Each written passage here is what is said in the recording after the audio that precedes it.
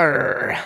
Hello, and welcome to Barovia. I'm your humble dungeon master and keeper of dragons, Wilhelm the German pirate, and I'm pleased to present to you the 12th episode of Ages of Ainor presents The Curse of Strahd.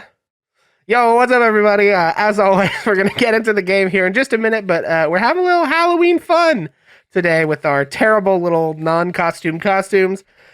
They probably won't stay on the whole time because I can barely see out of this thing, but nevertheless, yeah, we are gonna get into the game here in just a minute, but as always, folks, when we move on to map screens, please remember that you might be seeing some DM stuff that the players can't see, so try not to give anything away. We don't want to spoil the game for our delightful cast. They may be hanging out with you in chat, so try not to ruin their fun. Secondly, please remember, D&D is a complex game with a lot of rules, and we are improvising a story together in real time as a group. So please note that we may change things in the adventure. If you're familiar with this adventure, I may alter it completely. You'll notice there'll be things that I will change. I may forget rulings, all kinds of stuff. Don't lose your mind about it. We're here to have fun and play a game together, not to know every single rule of Dungeons & Dragons 5th edition. The game and the fun and the story are more important to me than all the rules. Thirdly, as always, we want to keep this space as open and welcoming as we can, to the extent that that is possible on the internet. And it seems like it's getting harder every day. So we do try to keep that internet toxicity to a minimum. So, just no bullshit in chat, guys. Just come on. Never been a problem here, but we do just like to let y'all know how we do our thing. Fourthly, we remind everyone this adventure is horror-themed. There are elements that some viewers may find unpleasant or disturbing. We aren't setting out to be overly graphic or anything like that, but we do want to let everyone know that you should consume this with moderation in mind and with your health and well-being in mind. In the context of a live stream, it's usually not going to be possible for us to give trigger warnings or that kind of content warning or anything like that. However, we will put those up on the YouTube of the podcast when appropriate. But also we will preface all this by saying that there will be no graphic depictions of sexual content, especially sexual violence of any kind. So if that's an issue, for you, as it should be for most of us, but anyway, that will not be included in the adventure. So do not have to worry about that. Also, it's widely known and acknowledged that this adventure has some, problematic depictions of, people who are based on the travelers or the Romani people in real life. I've done my best to look for resources online to help alter those depictions, but I do want to bring everyone's attention to that we will be changing those depictions. As a reminder as well, we do release a show on YouTube and as a podcast following each episode. I try to get stuff up by Sunday afternoon, but I'm not sure that I'll manage that this time. It's a very busy weekend with Halloween going on, and we are also running late due to some player scheduling trouble. So, just expect it when you see it. And then the last thing, of course, before we get started, I'd like us to go around and cast. If you would please introduce yourselves and your characters and remind us if you have chat inspiration before we jump in, and we will start, as always, with Vincent Page. Howdy, folks. I am Vincent Page. Tonight I am going to be playing Ash Fireforge, the Changeling Rogue, who may or may not have chat inspiration. I'm slow. I do not currently have chat inspiration. Very good. Omega.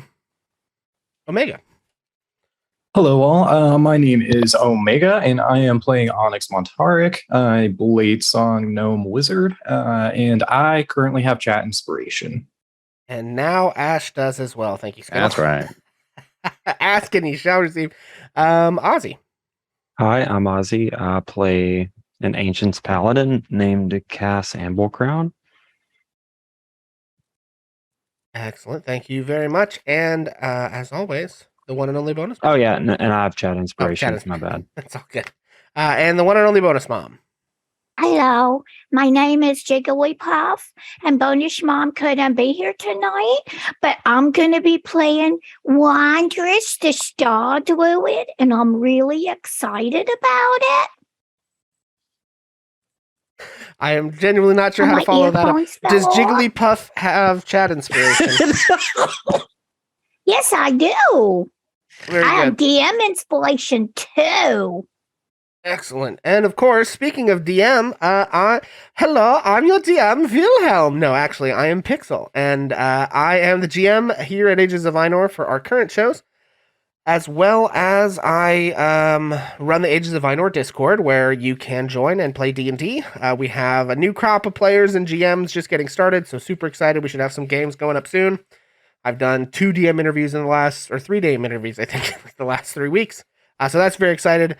And of course, I also do Hammer and Pixel, which you can find here on Twitch at twitch.tv/Hammer and Pixel, where I stream video games and talk about philosophy and video games and literature and all kinds of stuff. It's a good time, and mostly just make a fool of myself because, that's how we do, said the man in the skull mask.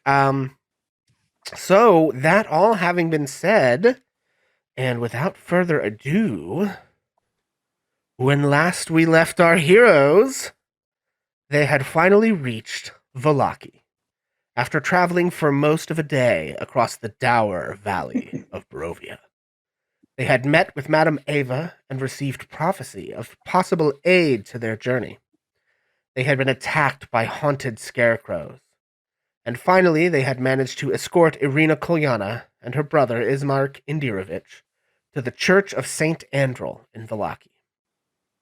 When they reached the church, in hopes of safe haven from the menace of the Devil Strahd, our heroes discovered to their dismay that the once safe Church of St. Andrel was now vulnerable to encroachment from Strahd and his minions, as the blessed bones of St. Andrel, which had once been buried and hidden in a consecrated place beneath the floor of the church, had been stolen. During their investigation, our heroes met Yeska, a young orphan boy who had been taken into the care of the church. He was amazed by our heroes, having never seen non-humans before, and took a shining to Ash, whom he referred to as Pretty Lady. After some coaxing, they learned that Milivaj, the older teenage boy, bullied Yeska and made him tell Milivaj about the bones. The priest had told the boy about the bones when he was scared one night. They questioned the older boy, and Wandrus, not realizing the power of his own imposing figure, accidentally caused the boy to faint. A terrified Milivaj revealed that he had sold the bones to the coffin maker in town for money to feed his younger siblings, and under Wandrus's intimidating admonition, he pledged to never bully Yeska again. Our heroes faced a choice in light of the absence of the bones: try to recover the bones from their theft and restore the blessing of St. Andrel, or to leave Vallaki and try to escort Irina all the way to the Abbey of St. Markovia in Kretsk, on the far western side of the valley, as far from Strahd as one could get in this land, about another day's travel west from Vallaki. They chose to stay and made their way into the Blue Water Inn here in Vallaki, and that is where we resume our tale. And I am going to go ahead and move this mask. Ooh, now that we're in play proper. Wipe off my glasses because they're smudged. And yeah, so that is where we are going to pick up our adventure. You are all in the tavern. You have secured lodgings, and we'll be taking a long rest here tonight. I believe Irina and Ismark have already gone upstairs to their room. And you are in a busy tavern. You can see now that there are a number of quite curious individuals, of course. You see the woman who is behind the bar. She is a tan-skinned woman with dark hair with a prominent white streak running through it. And she is sort of rushing back and forth. You see a somewhat ostentatious-looking gentleman sitting at the bar as well. You see several noblemen. You see some hunters. All sorts of folk are here in the bar, and you are sort of at your leisure. What would you all like to do? As I said before, you have already gotten lodging, and I think everybody paid for that stuff last time. You can have, just to sort of clue you in, you can have a simple meal of like beet soup and water and like bread that comes with the meal. If you would like a wolf steak, that costs an additional 5 silver. Okay. And yeah, you can kind of just tell me what you would like to do here in the bar. So I think that Ash would probably partake in the dinner of the beet soup and all that other stuff. And after kind of procuring that, would probably catch an open spot at like this table that token's kind of standing on, if there is. Sure, yeah. Okay. And then would probably be cleaning the 2 swords that they own. Okay. Very good.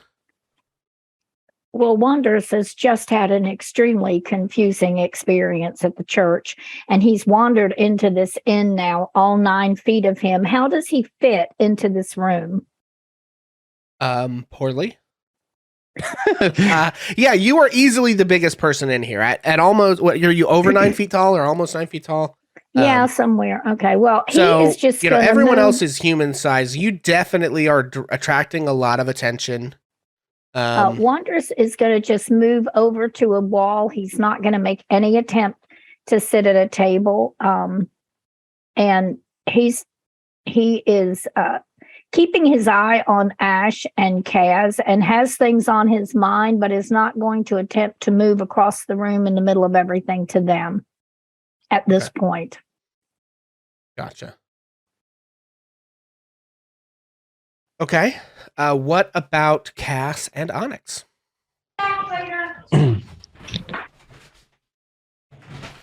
Okay, I'm probably just gonna be hanging out with Ash. Gotcha. Okay, so Cass and Ash are hanging out at the middle table. Wandress is sort of standing awkwardly by the wall, looking at everybody. Onyx, excuse me, what about you?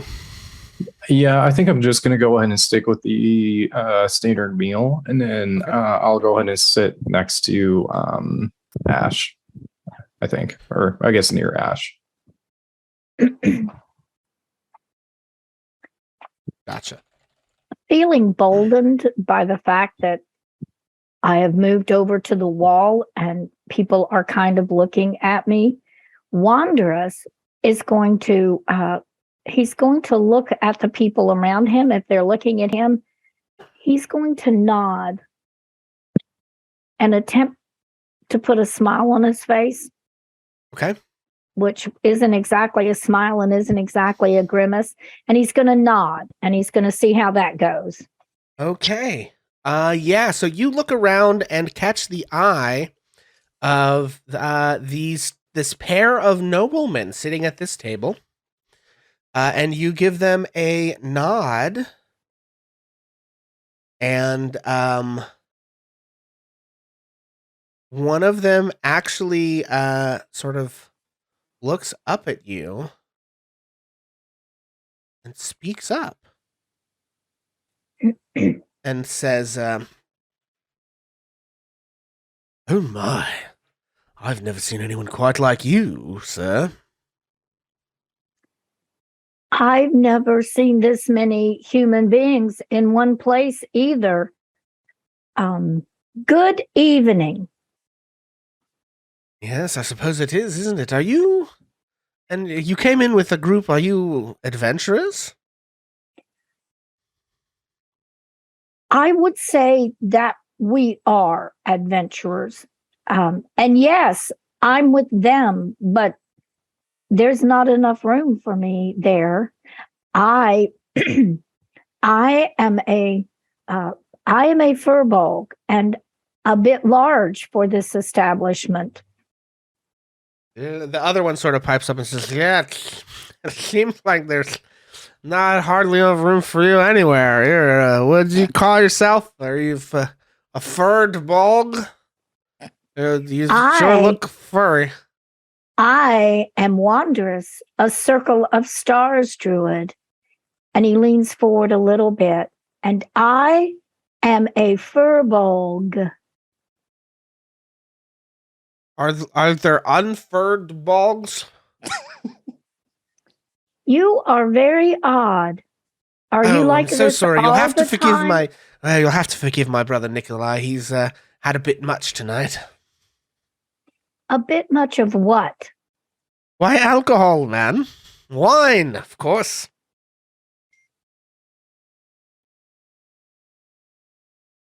Wanderous looks over at Ash, who is too far away probably to be a part of this, realizes he's totally on his own, and says, "How nice. We are adventurers. Why do you ask?" Well, it's so interesting. Nothing interesting ever happens here. Only a festival every other week. And nonsense, mother ranting and raving about the burgomaster, and the same old people coming and going. Why the hunters over there, Zoldarovich and Krushkin, always telling the tale of their latest hunt, but once you've heard one, you've heard them all. Why, I'm rather interested to hear your story. How came you to be in this land? Well,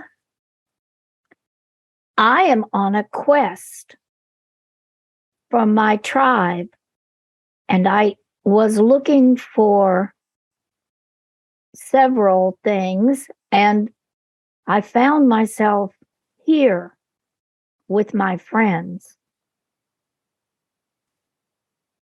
I see. And has our land treated you well? No, Oh, do tell.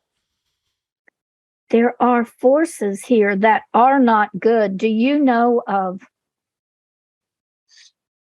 Strahd? He sort of shudders and says, "Yes, everyone in this land knows of the devil." He is not. He is not. He is not a lot of things.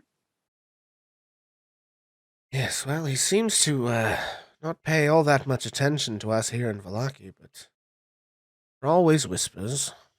So this is safer then to be? Of course. We saw him in Barovia. We saw him. You've seen the devil and lived to tell the tale. Well, he could not get in where we were.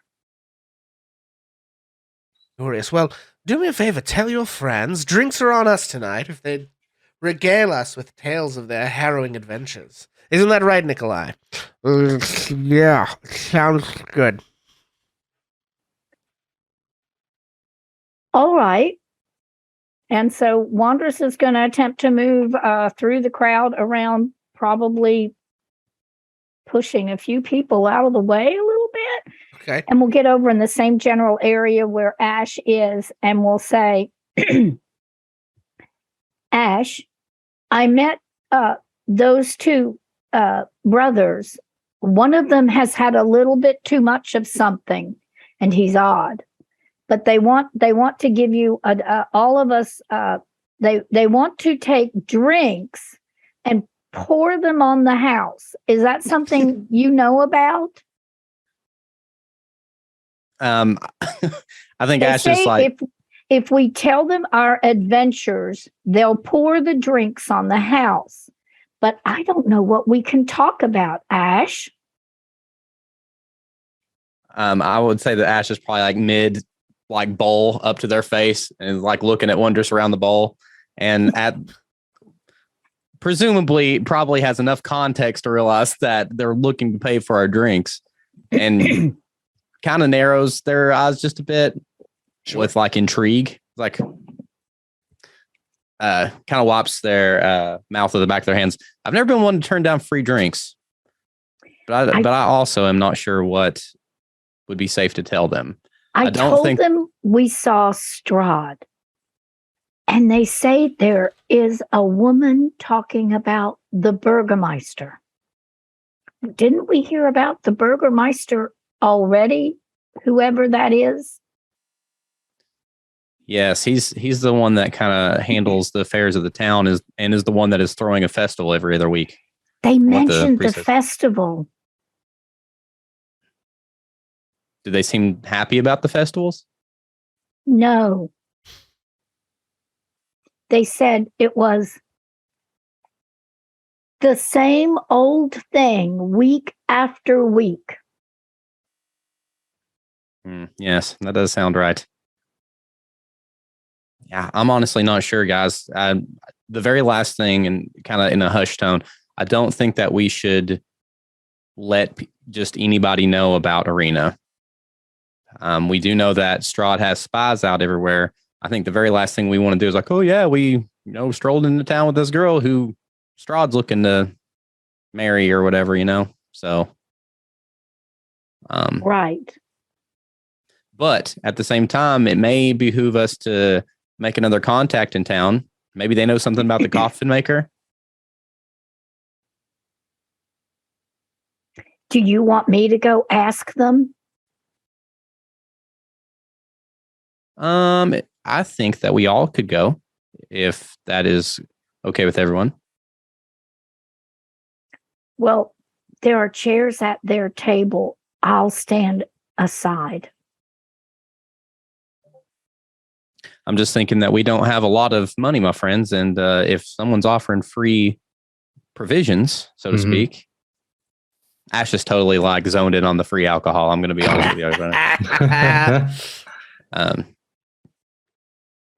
That settles it. So as Ash is getting up, you kind of notice that they put a different scabbard at their hip, and then they have like how they wrap swords for travel, like with the I forget what it's called, but what I'm saying, like wrap it up and tie it up to keep it out of the weather and stuff. You notice that they have one of those and like attach it to their backpack. And I'm going to go over there for sure. Okay. Yeah, I'll go ahead and follow Ash. Wanderous will move back where he was and say, my friends are coming to watch you pour the drinks on the house. What a curious turn of phrase. Well, hello, I am Karl Wachter. And you are? Just sort of gestures at you all in general. I am Ash Fireforge. Nice to meet you, Ash. And these are my friends. I'm not gonna immediately say anything. I'm just gonna wait for Ash. Okay. I'll just do like a quick wave and nod. Yeah. Okay. I actually want to see. This is gonna be fun. Not this one. Well, it doesn't matter which one. And bye, everyone. Just the awkward. You guys gonna say anything? Yeah, it's like. Okay. He does notice you. So as he looks around, he sort of has to kind of crane up in his chair to see over the table far enough to see you. And cocks his head and gives you a little wave. Yeah, I'll give a little wave back. Oh, I see. Wondrous waves too. Seeing the wave, wondrous waves. Can you guys hear me now? Yes. Ah, okay. That was weird. Okay. Okay. And so this sort of somewhat foppish nobleman is introducing himself and his brother, who is quite drunk, to the party, and has offered to pay for you to drink for the evening if you will share your stories of heroism. Well, my new friends, if there's one thing Ash has never done, it's turn down a free drink, and it's going to flip the chair around backwards and sit down at the table. Facts. Yes, well, your large friend, who is quite an interesting and imposing fellow, tells us that you've had an unfortunate time here in our lands. But here you are. You must have done something, right? I mean, we didn't die. Well, I didn't die. Ash didn't die. Onyx didn't die. We haven't known you long enough to know if you're going to die. Bet. But we did lose somebody. Oh, yeah, I forgot about that. What was his name again? His name was Thorin. I'm And gonna he was awkwardly just mighty sip my soup. and a friend to us. We are talking now. Are we friends? Oh, I would consider you guys friends. Oh, was that a question for the for the noble dude, or was that a question for the Well, it party? was just sort of general thrown out there. I mean, I would consider you guys friends. You know, we've been traveling together for a few days. We've seen some stuff. Almost died. So if that doesn't cause friendship, then I don't know what does. we saw some people that something that looked like scarecrows. My goodness, And- fascinating. I'm sorry, Madam Danica, and he sort of waves his hand in the at the barkeep and sort of just makes like a circular gesture, which you interpret to mean a round of drinks. And Madam Danica comes along with several cups of the purple grape mash number 3. Oh, hell yeah. And sets the glasses of wine down in front of you, and Carl flips the coins over into her hand, and she sort of quickly stuffs them away in various pockets of her apron and dress. And then he looks back to you, Wandress, and says, "Pardon the interruption, but I feel I must keep up my end of the bargain." What were you saying now? We saw scarecrows and we defeated them. And we were in a house and it almost defeated us. And we saw Strahd. And we helped each other. And we got out of that house and we got out of that town. And we don't really understand what's going on, or I don't anyway. And Wandress is going to reach down, take one of the little drinks in his great big hand and toss it off quickly, the whole thing. Very good. Yeah, and you see he sort of looks somewhat pleadingly around at the rest of the table. If you'd like to make an insight check. I mean, do you Well, even you want have to Wandress ask? to make one? I'm going to say no. I don't think Wandress has the context to make this. We're gonna burn chat inspiration. That's a 10 for Ash. I'm just focused on downing my drink. Yeah, that's ye old nat 1. Hey, 21. Ash, That's that's way a better. 21. Okay, Ash, you're sort of and that's a 14. Okay, Ash and Cass, you both kind of tumble to this. Ash, your investigative instincts tumble in, and Cass, your insight does as well. You realize that this guy is looking for like a story. Like, so Wandress just sort of very matter-of-factly cut and dried laid as Wandress would, of course, matter-of-factly cut and dried laid out like, well, we went here and we did this, and then we went here, but like he's looking for like a tale, like when you share scary stories at the campfire, or a when you're bragging to your friends about some cool thing you did. Like he wants to be kind of entertained by you guys. And he's not going to say anything to Wandress because I think he understands like Wandress appears to not have the social context, but you guys sort of catch that he would like a bit more of an entertaining relation of some of the things that you've experienced in Barovia. Okay.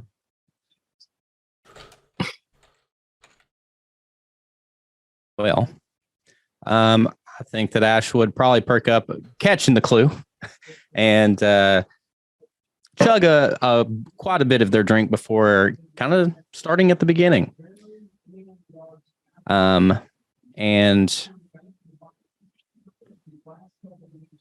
well, my friends, like each great tale, it always has a beginning. And it begun for me. Me and my brother were hunting monsters. That's was kind of our trade we were starting up, and we got a letter. So we got delivered a letter by an interesting individual in a tavern, not of this land, and the letter was addressed to us from the burgomaster of Barovia. asking for help. And quite curious. Isn't he dead? I thought I heard he died a few days back. he is indeed dead. Did a dead man send you a letter? It's been my experience they're not very good with their penmanship. He laughs uproariously at that and takes a drink. And his brother, seeing him take a drink, sort of like perks up and takes a drink of his own.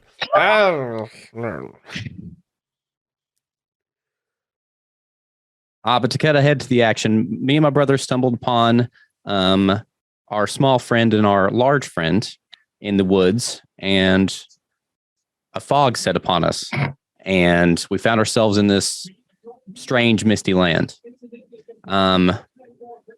We found ourselves in Barovia, and as adventurers do, we were kind of mulling around trying to get a lay of the land when we were led into this monstrosity of a house by two spirits of children. And unfortunately, we lost one of our number in that house after fighting suits of armor animated, spirits of cultists, and somebody quick feed me the line of the one guy. What'd they call him? Lorgoth? Lorgoth the Decayer. Lorgoth. We faced Lorgoth the Decayer, my friends. And when I tell you, it was terrifying. That doesn't even do it justice. Is Onyx drinking his drink? I will acknowledge, I'll raise my glass to certain parts being said throughout the story. So I'll hey, but I'm mainly just looking down and eating and drinking. Are all the drinks on the table gone? Ashes is in their hand, and in between takes of really getting into the story now is kind of kind of taking big swigs as we go along. As unobtrusively as possible, which means barging through the crowd. Oh, yeah. Onyx, yeah, right. I'm going to fight my way to the bar and get another one of those drinks. Sure. You continue. That would be fine. I'm going for another drink. You make your way over to the bar to get another drink. As you're talking, the nobleman sort of looks a little confused at the group and says, "Wait, sorry, you said you lost one of your number. And someone mentioned you had a brother. I presume it's not the dwarven woman or the gnomish lad." No, not me. I would say that kind of visibly darkens Ash's mood. And yes, to be perfectly clear, my brother was a dwarf. However, he did not make it out of the death house. Oh, I see. I'm sorry to hear that. Sorry, you're such a craftsman with the showmanship. When was this? 2 days ago? A day ago? I think it was 2 days ago, right? My God. Yeah. Well, And then shortly after that, I was being chased by some wolves and just wandered into the group, and I've been with them ever since. Unbelievable tales. Madam Martikov, once again, please. This lady here needs some wine, and he sort of points at you, Ash. Just raises the glass, waiting for it to be filled. Yeah. And Wondrous, she gives you some wine, and they basically have made it clear to her that your drinks are on their tab. So whatever you choose to drink tonight, they will do. Okay, so let's talk about alcohol mechanics for the purpose of this. Normally, I don't track these too much, but if folks are seriously tying one on, I'm going to say you can drink a number of drinks equal to your Constitution modifier before you have to start making con saves in order to avoid the poison condition, which will be drunkenness. Yeah. Which basically just means disadvantage on, I think, attacks and skill checks. Well, Wondrous is going to just have another drink. This is his first ever, so he's not going to go overboard, but he's going to get just a tiny little bit of a buzz going. So for him, probably a couple more. Yeah, and again, not that it needs express explaining, but Ash was raised by dwarfs, so this is less like Yeah, this is right, home, of course. you know? Of course. Yeah, and we don't have to dwell on this too much. So you all regale and share your tales. And after a little while, you're sort of talking and chatting with the walkers, and then sort of the bar kind of hushes a little bit as another individual, a rather garishly dressed half-elf individual, who you sort of hear whispers and titters as he begins to speak, is of the name Rictavio. Begins to speak, and he regales everyone with a tale as well. Let's see. And you kind of, he sort of launches into this long and convoluted discussion. And he says, and there I was, on the hill just outside the small town, as the mist floated through the graveyards. And when I tell you I heard it, oh, friends, I heard the most bone-chilling, distant scream. Luckily for myself, I had known what I was up against and stuffed wax and cotton into my ears. If I hadn't, I would surely be dead. When out of the ground arose the spirit of a woman, pale as death, blood leaking from her mouth and eyes, her mouth stretched wide in a wail. She came at me, my body, even with the precautions I had taken, nearly frozen to the spot. It was only my instincts that saved me. I dodged out of the way behind a grave. She whipped around and came for me when I pulled my sword, and he whips out a silvered rapier, pulled my sword and drove it into the beast. Her horrifying visage began to melt. But I tell you, I think in the last moment there was some lucidity. And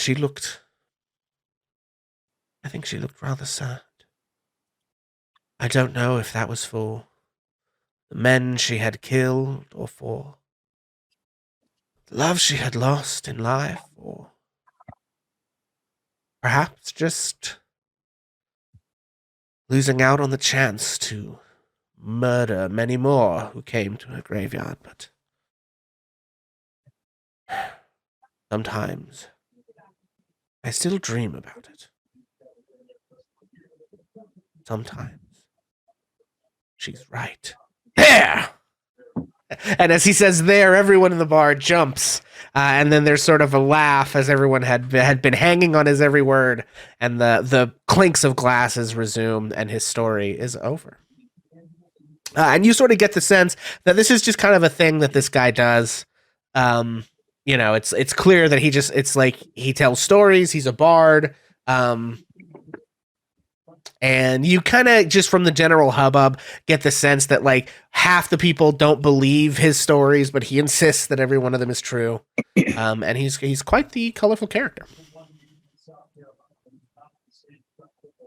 Wondrous has been listening to all this and drinking his drink, and he gathers himself to his full height and plants his feet across and looks around the room and says, "The night was dark, and the campfires were bright, and all the members of my tribe were around.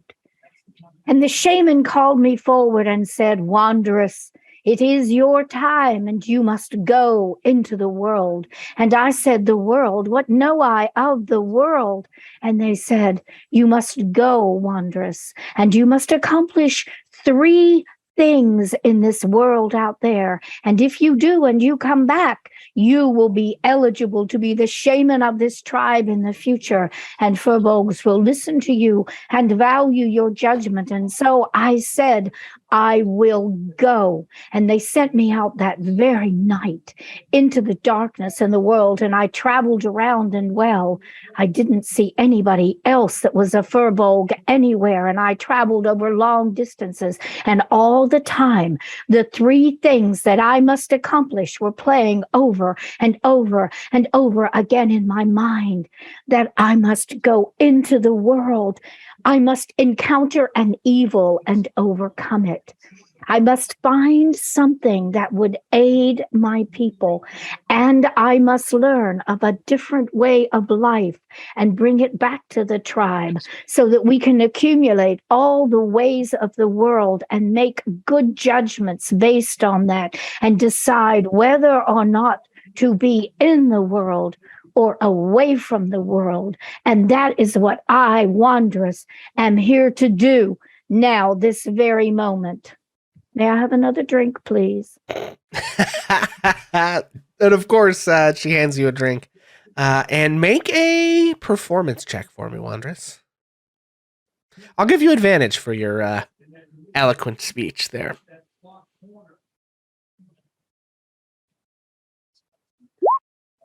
Oh, a Hey, 19. With a 19, yeah. And the everyone is spellbound by your tale. They are, first of all, amazed at your existence in the first place.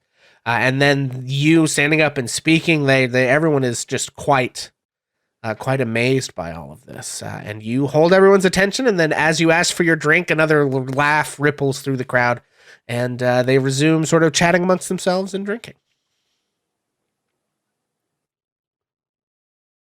And so we don't have to continue on this. If there's anyone else of interest you'd like to talk to, if anyone wants to talk to the hunters in the corner or any of the random citizens or the barkeep or anything like that, you can, or we can kind of head on into the night and see what happens in the morning.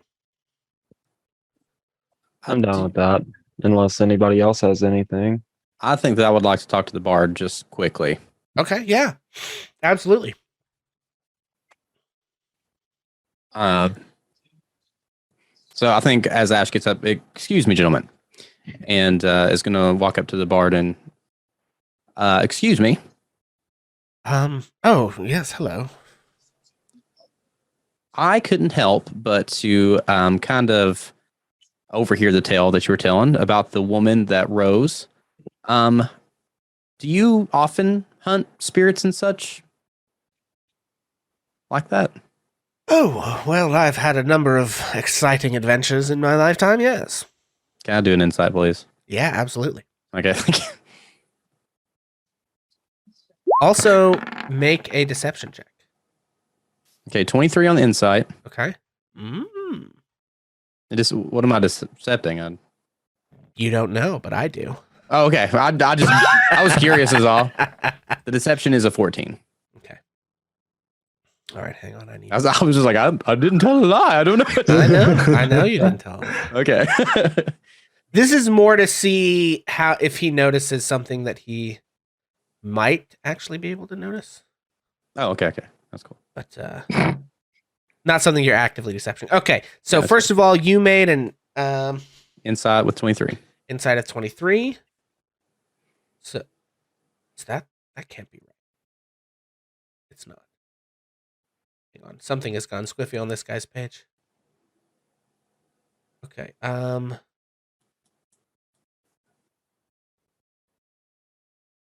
That's probably right.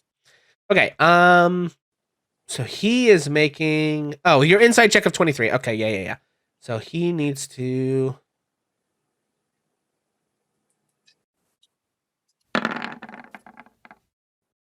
wow. Okay. And interesting. Okay. Yeah, so you get the sense, actually, Ash, that this fellow is an extremely, extremely talented liar. However, he is telling the truth. There's something, you sense he is lying about something else. Every moment, every movement with a 23, and you barely clock it. I'll just tell you, he rolled a 22 on his deception check. man. Only your extremely high sort of penchant for reading people and investigation do you clock this. I'm going to ask you to also roll me a... I think I know where this is at. Okay. Just roll me a luck check and give me a high or low. Okay. So is this the 20 that we usually do? No, we'll do a D100. 50 above is high, 49 or below is low. Oh, shoot. Hold on. And just tell me if you want it to be high or low before you roll. Right. Let's go high with this one. Okay. Nice. 89, yeah. There's like an instant as you clock eyes with this guy that there's just like a flash of something that you recognize from when you have seen yourself shift. Called it. Okay. Excellent. Okay, I think that's going to really interest Ash a lot, because I would venture to say that Ash has never met another changeling. We're kind of dealing with, where they came from and all that. This just has never, ever met another changeling before. So completely sidetracked now. I think Ash is going to look over at the barkeep and don her face for this gentleman. Just okay. Yeah, just kind of like just show him that I am as well. You know what I'm saying? Yeah. Okay. Are you doing this while the barkeep is standing there, or the barkeep's behind the bar, right? Yes. And well, and Rick, so he went back over to the bar after his little story. Oh, I see. But I mean, if you want to like angle yourself that she can't see or something, like you can probably do that. Yeah. So maybe like, or wait till she goes to serve a drink to somebody. I just wanted to clarify if she's like sitting there watching you do this, or if you've waited to try to see a moment when no one else is really looking. Let's see. So let's do it like Ash kind of throws and leans up against the bar, takes a quick look at the barkeep, and like during the course of conversation, I know I can't do this in an instant, but like don her face. Yeah. And then as I'm speaking with him, kind of meld back into normal appearance, right? Yeah. Like just whenever that becomes available to me. I don't know how an action out of combat works, but you know what I mean. Yeah, and you see, we're not into the time that much, but so you see sort of like his eyes get really wide and he looks at you, and for like a split second his hand goes to his rapier, and then he kind of calms down and just sort of like cocks his head and looks at you.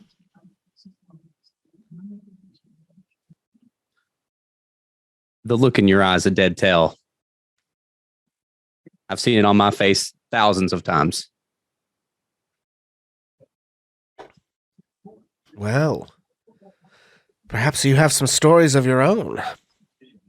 Your friends certainly do. To be honest, I didn't know the big guy had it in him. I was impressed. Yes. I don't know. Perhaps the liquid courage got to him, huh?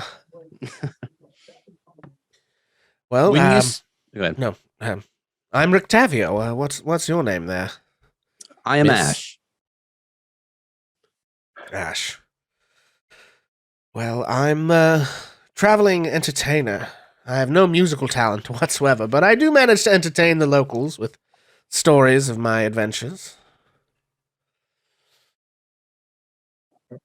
When I get the sense that you mean what you say with these monsters, and I just have from one monster hunter to another, do you notice that the type of blade that you use makes any sort of difference? Oh, certainly. It depends on what you're fighting, but... yes, a silvered blade does often cut a little deeper. particularly with the undead.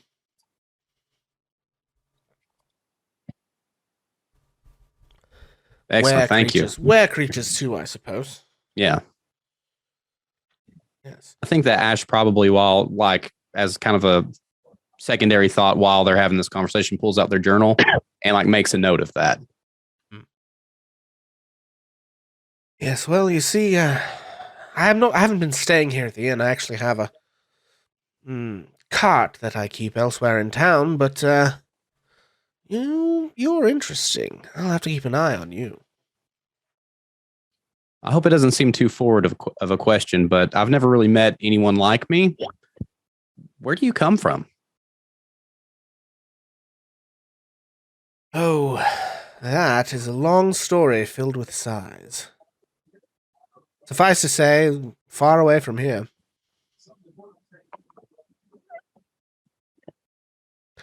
Make a persuasion check. Okay.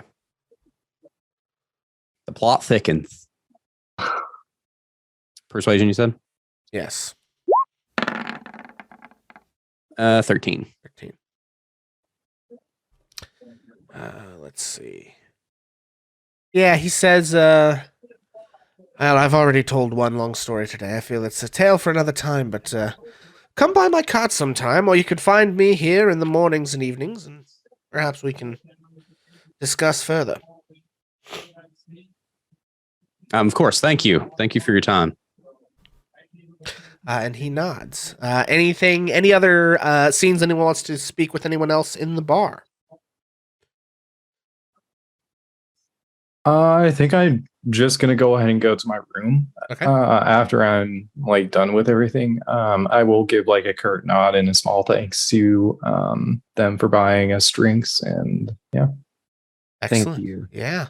Yeah, the two nobles, we're sort of eliding some of the time montaging here. The two nobles seem very pleased with the tales that you guys have regaled them with, and feel that they've gotten a good bargain in terms of the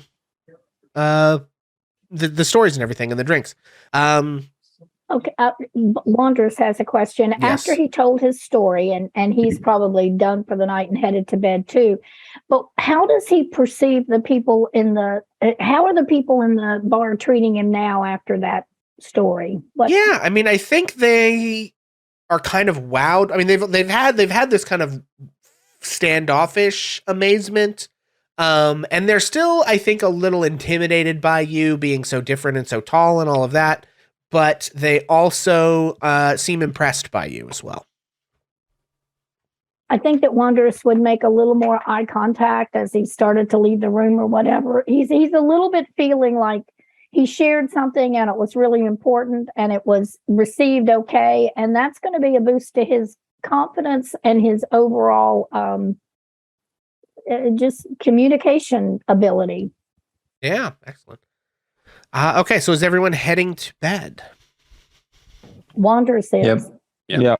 Okay. I think I'm solid as well. Yeah, so you all make your way up into the bedroom. There is a communal bedroom on the second floor.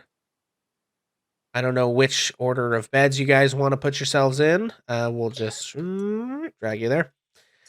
That's fine. And you go to bed and begin to sleep for the evening. Now, as you do, Cass.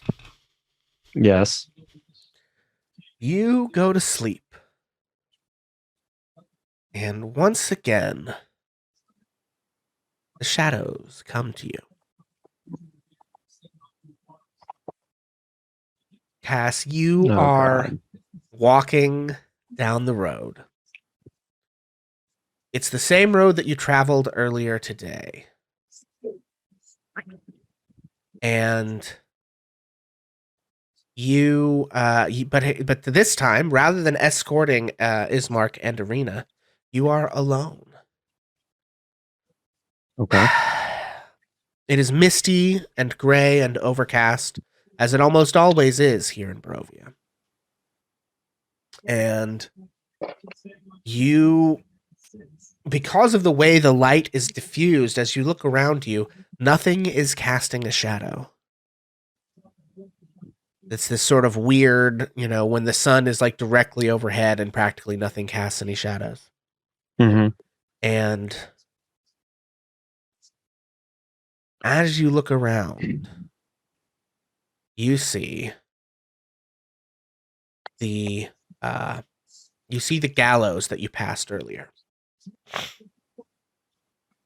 And hanging from the gallows, you see Irina Kolyana. Oh, snap. Okay, so I'm going to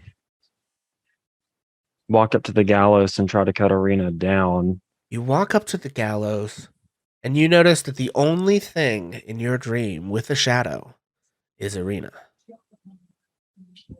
Is a what? Is Irina.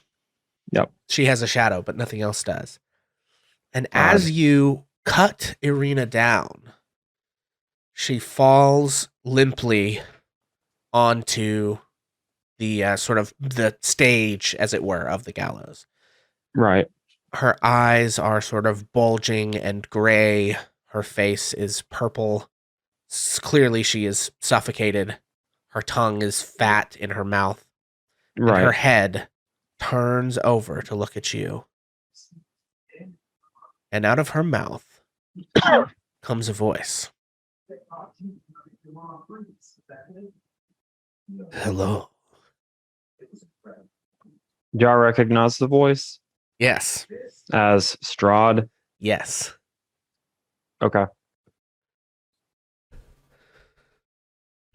I sense a darkness in you, little dwarf.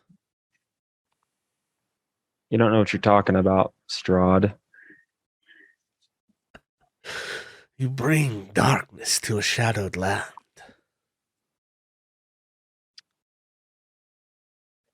This land's dark enough. I'm trying to lighten it up a little bit. But there are shadows around you. Yes. And the hand of the corpse sort of reaches down towards the shadow that is pooled at its feet, as the hand of the shadow reaches towards the hand of the corpse.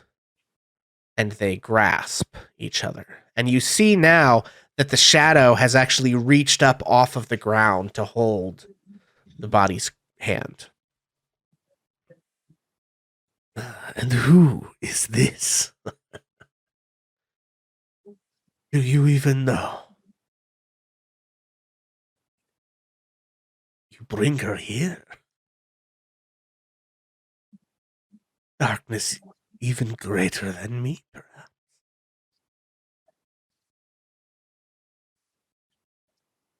I don't think anyone's more evil than you, Strahd.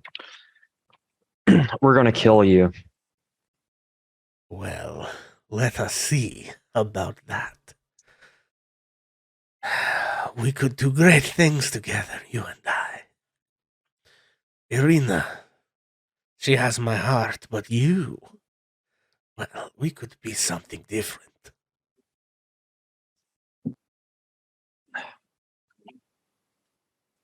And I feel like as he's saying this, Cass can kind of feel, kind of like the pull, like the want to say, yes, I'll join you. Yeah. You do sense this sort of exaltation coming from the shadow. I feel like Cass is kind of like battling in her mind, to say no to, fight the light. Yeah. And so you see the corpse now begins to pull on the hand, and raising out of the shadow, you see, and I think this might be the first time you've ever properly seen her. You see a woman. She is a being of shadow, completely black and white. She holds in her hand a lantern, but the lantern spreads darkness rather than light. And she slowly turns her head and looks at you, and you can feel her presence. This is what has been living in your shadow this entire time. There's this connection, strengthened now in the plane of dread. And she smiles and says, "Hello, Cass." And And then I feel like go ahead. at this point, Cass would just be trembling, almost, terrified.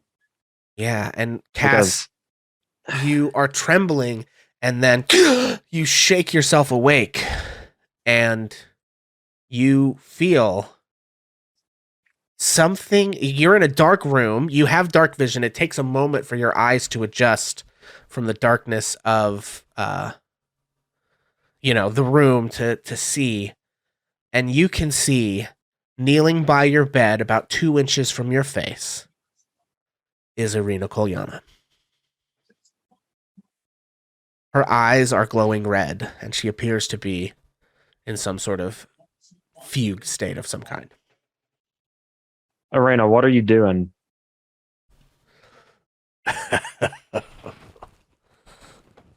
You hear Strahd's voice come out of Irina's mouth. Shadows in a dark land. The call of the night. I expect great things from you, little dwarf. And then Irina sort of gasps and her eyes close and she slumps down onto the floor. Okay, so I'm gonna slide out of bed and try to stand her up, get her steady. Hey, Arena, are you okay? What? What's happened? How did I get here? I think it's him. I think in he the other was trying to control you again. Ismark? And she sort of is weakly calling out for Ismark at this point.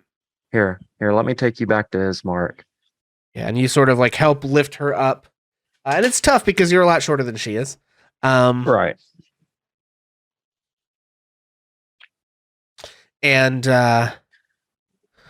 and you sort of take her back, and as you are heading for the door, and we can pop back off to the RP screen.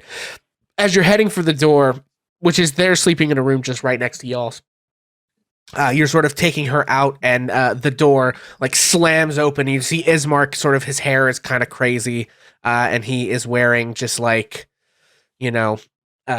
hastily thrown on leggings, shirtless, panting. It's probably a slightly terrified sweat beginning to break out across his chiseled chest, and he listen, a little fan service for the fans, okay? You gotta do it from time to time. I get it. And he so he stands there, his sort of blonde shoulder length hair disheveled, and looks at the two of you and says, "Irina, what's happened?" I think Strahd was trying to possess her again. Not again. I had a dream, and then I woke up and she was right in front of me. Oh, come on, man. Bro. Yeah, and she sort of reaches out her hand, and Ismark takes it, and you all help her back into the other room, and he says, I won't get much sleep, but I'll stay and watch her. I had hoped Valaki would be safer, even though the bones are no longer in the church. Yes.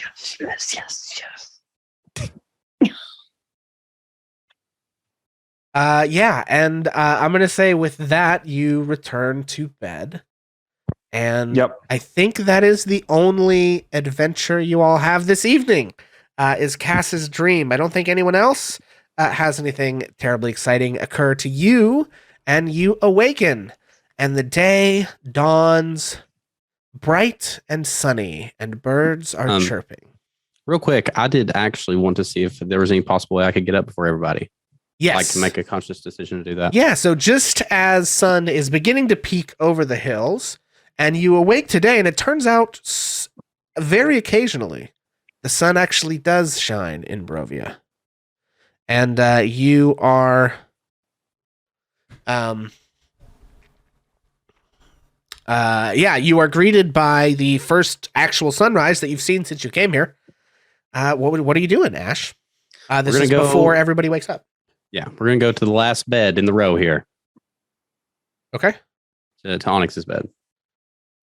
Yeah. Okay. I'm gonna kind of walk up and hey, and shake him a little bit.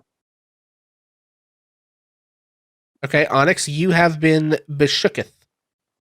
Okay. I'm gonna be a little shocked, I think. Mostly because I mean, yes, I'm kind of used to waking up early with like training and stuff, but never like shaken like that.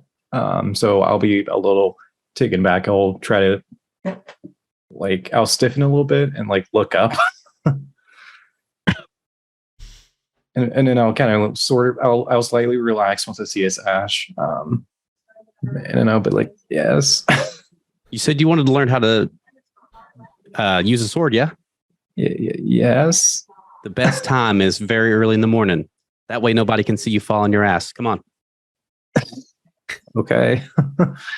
And then I'm gonna go ahead and just get off the bed and get dressed.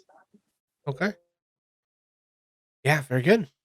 So you hop off the bed and begin to get dressed, and the two of you make your way outside. And there is actually a little courtyard just outside the inn. I will go ahead and just grab you guys. I guess I could throw us on the map screen just for this. View. So there's to the south of the main door. There is a well, and then there's a whole sort of fenced in yard, and then there's like a back part of the yard over here. So you guys actually have some room to play with to where you want to do this. And it being this early in the morning, some of the folks who run the inn are up and beginning to get things started, sort of heading out to the storehouse and things like that to get things they need to start the day. And they see you, but they don't seem to take issue with you all using their space in this way. And yeah, what are you all doing? Okay. So as we walk outside, I think that Ash would probably like go and kind of perch himself, like kind of leaning against the well. I have something for you. What is it? I don't have anything for you, unfortunately. That's okay. Ash is going to reach back, and the kind of wrapped package they had is going to kind of put their hands out and present it to Onyx. I'm going to go ahead and take it, and I'm going to go ahead and just like slowly unwrap it. And then I'll probably realize what it was, and I'll just go ahead and be like, isn't this your sword? Like, yeah, but I have another one. That actually is the sword that Thorin gave me whenever he was teaching me how to use the sword. And I thought it was only fitting that I give it to you for you to learn with. And as you kind of look at it, I would say that you can tell that it's been used a lot, right? Yeah. Like it's not the most pristine sword in the world. The hilt's a little bit worn out. The leather straps are kind of, sun dried, so to speak. But you do see on the hilt that there is a symbol that, my descriptive skills aren't the best, but it is the crest for the Fireforge family. Yeah, and I think probably what that is like an anvil with a hammer draped across it, and sort of in filigree around it is an emblem of flame. Yeah. Sure. If I may. Yeah. Absolutely. Get him, motherfucker. I'll go ahead and just be well. I don't think I could take this. I mean, it was your brother's. You can and you will. You said to me yesterday that you didn't want to feel defenseless ever again. And it's funny. I said the same exact thing to Thorin, and then that's when he started teaching me how to use it. So I think this would be the perfect starter weapon for you. Okay. So is this like a short sword? I'm assuming. It is. Okay. Gotcha. Is that something that's like physically impossible for him to use? Because if not, this whole thing is just No. shot No, it's right in the not. ass. Okay. No, it's No, not. No, I was like, if it's a long sword, that might be an issue. Yeah. I mean, technically in 5th edition, they actually don't really do anything with weapon sizes. Other than that, I think small races can't use two-hand weapons, but they don't really do the same thing they used to do in 3.5 with like this. If this is a short sword for a big person, it's a long sword for that. None of that. They don't. Okay. It's way less complicated now. Yeah. Thankfully.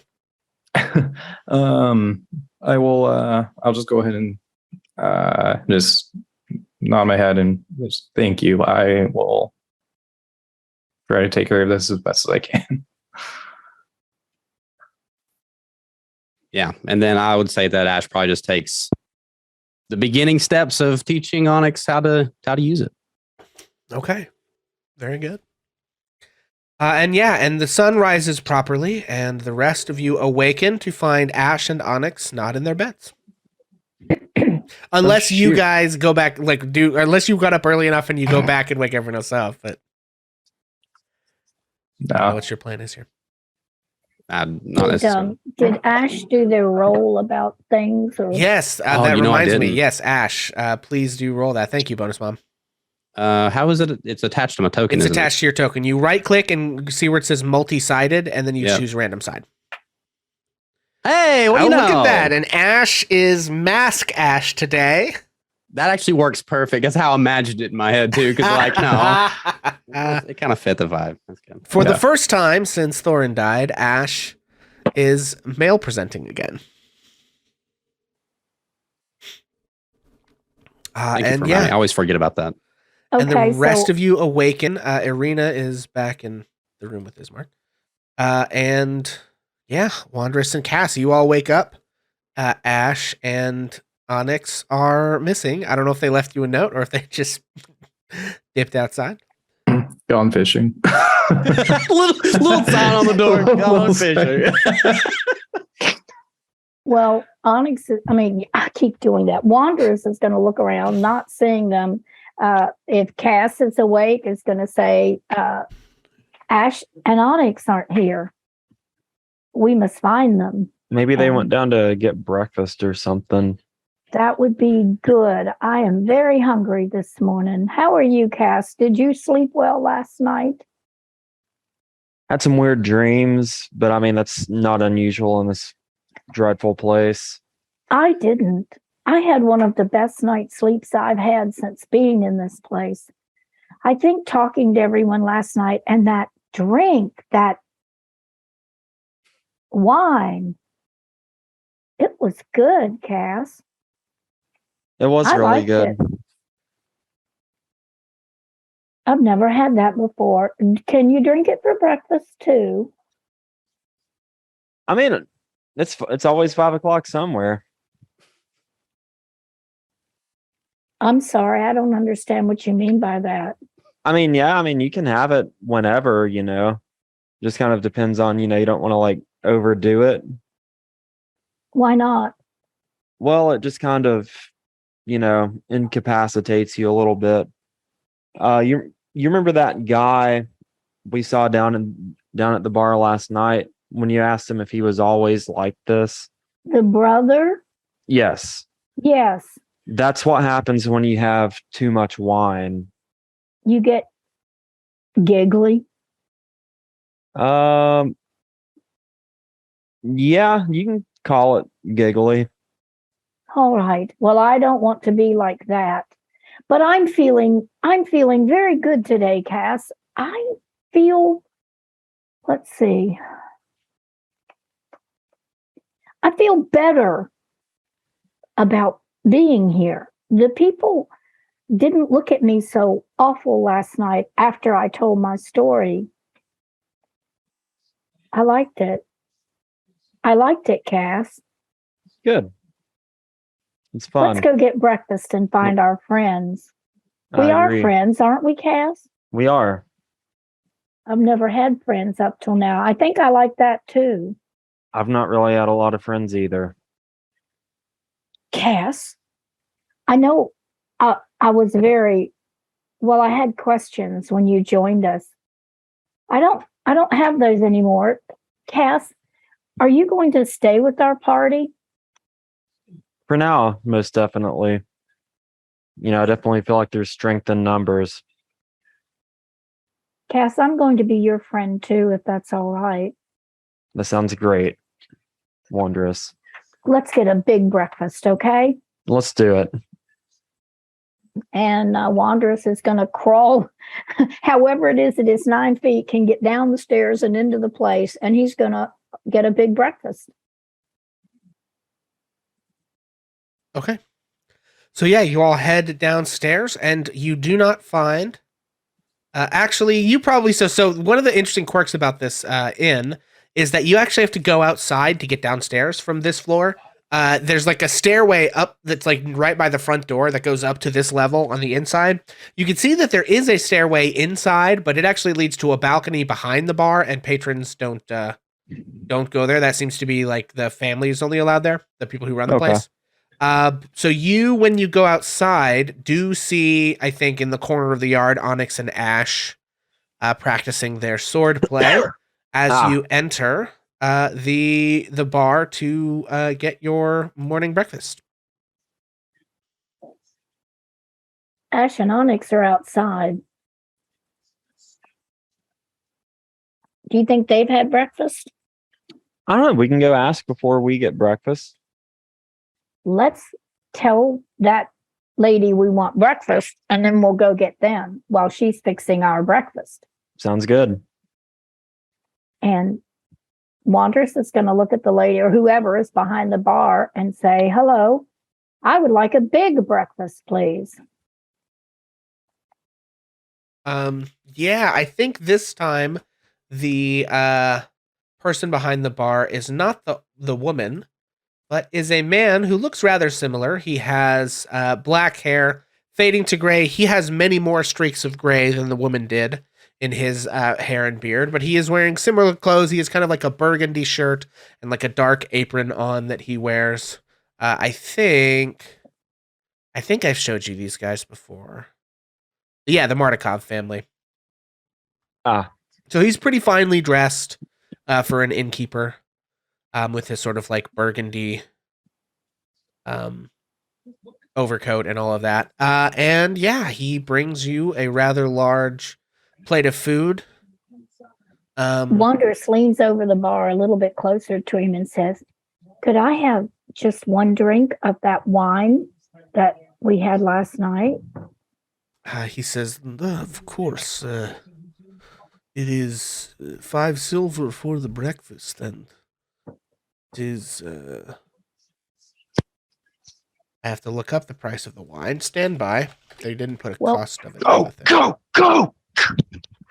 I've got to go let Cambria. I got to do a thing. I'll be right back. Very good. Sorry that I have to look this stuff up, guys. I do apologize.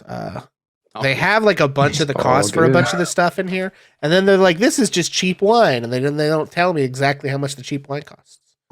So, okay. Okay. I'm gonna say, yeah. Do you want a mug, like a cup of wine, or like a big like pitcher of wine? No, just a little bit. He's gonna do what Cass that's said. gonna be 8 copper pieces. Okay, so 5 gold and 5 silver and 8 copper. Yes. Okay.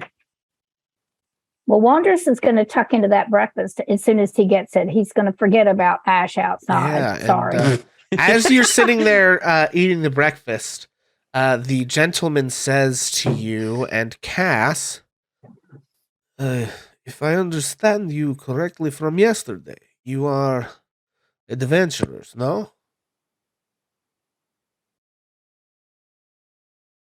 You could say that. I see. Well, I would like to request your aid, perhaps. You see, wine is the lifeblood of Barovia. It's the only thing that keeps us able to deal with the dreariness of our daily existence, and the inn's wine supply is almost depleted. And our Well, latest, that's terrible. yes, our latest delivery is quite overdue. Do y'all not grow grapes here? Well, in this city, no, there's not enough room for vineyards here. The vineyard is, half a day's travel up the old Svalich Road. Ah, Yes, it's just before the fork at the or just before the river crossing, south of Lake Baratok. You make a left and head southwest. heading towards Barovia. No, that is east from here. No, it's Ah. back onwards. You head west as if you're going to Kretsk, but before you get to the river, you take a turn and head southwest towards the wineries. Huge Ah. fields have been cleared on a hillside cleared out of the forest there. Fertile, they grow the best grapes in all Morovia. But their delivery is late. And we don't know why. I have not heard from them at all. Well, if we pass through that area on our travels, we can most definitely check to see. Well, if you bring back the wine, I will give you free room and board anytime you want. And how about a couple glasses for my friend here? Well, I certainly, but the wine is running low, so I can't be giving away free drinks I bet. just yet. No, But, I'm talking when we bring it back. Oh, of course, of couple course. of glasses for my friend here. Replenish our supplies. We will do what we can. All righty. Well, we will ask our friends. And I think Wanderous has pretty well shoved that food in. Yeah, Wanderous usually just forages for what he eats. So getting a meal in a place is kind of Yeah. a real treat for him. He's dead into it. Okay. Yeah. So you all are requested to see if you can look into the missing wine, as the number of plot threads you have tugged on begins to increase. So I would just like to kind of fast forward through this moment here. You all have, I'm going to say, eaten. So Ash and Onyx, you have had a chance to eat. And I'm just going to kind of recap. So Irina and Ismark tell you that they're going to go spend the day at the church, at least hoping that it's still safer to be on holy ground. Right. During the day, even though they haven't stayed there at night, figuring it was safer to be close to you all than at the church during the night. You have the bones of Saint Andrel, which you have been told are at the coffin makers. You have some interest going on in what's going on with this Rictavio person, who appears to be another changeling, perhaps. And then Nice. the bartender here at the Blue Water Inn, Erwin Martikov, has asked you to look into their shipment of wine to the west. And you know as well that in a couple more days there will be the whatchamacallit, Festival. the festival. And that is kind of what you've got going on at the moment. What would you all like to do? And you can feel free to, whoop, I hit the wrong button. You can feel free to talk amongst yourselves and figure out, what your plans are. But I'm just sort of recapping what things are sort of in the air here. Well, I'm glad you did because I had forgotten about all of them. So, Ash. Okay, sorry about that. You watching the football game also? Oh God, no. No, Dolly was telling me something. So sorry. We're discussing what to do. Yes. Ash. Yeah. Their wine. I really like this wine, Ash. This is a new thing. I like this. And Ash, I'm feeling so good since last night. The people liked it when I talked to them. I think we're going to be friends. You did awesome, buddy. And today it feels like a good day. The sun is shining, and I don't think that I've seen the sun, and it feels like ages. Oh, I hope the stars shine tonight. I will pay a lot of attention to see if they do. The bartender says they're low on wine, and we could go get them some, and it would be nice. And we could get free room and board and some free wine.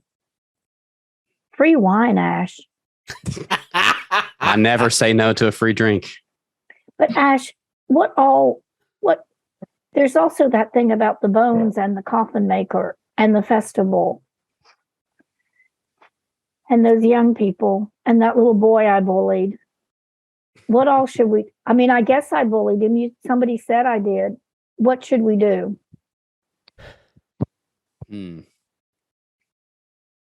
So I don't think it's a bad idea to look into the missing wine delivery. But what would you guys say to maybe tackling what's right in front of us first, figuratively speaking, of course, and check on the bones? And then maybe, to speak quite frank with the party, there's something that the fortune teller said that really is just, I've not been able to stop thinking about. And it's about that crossroad where we saw the gallows. I think part of her fortune means that I need to go back there, or we need to go back there, rather. Sorry. So I do have, if you guys are okay with it, I have full intentions of going back to visit that. We could always go. How far away is this place? Did they say where the delivery should be coming from? Let me do some math if you'll stand by. I think it's a couple hours travel, maybe west of Valaki. I don't think it's a full day, but Okay. Let's see here. I mean, as always, it kind of depends on how quickly you travel. It is about 8 miles to there.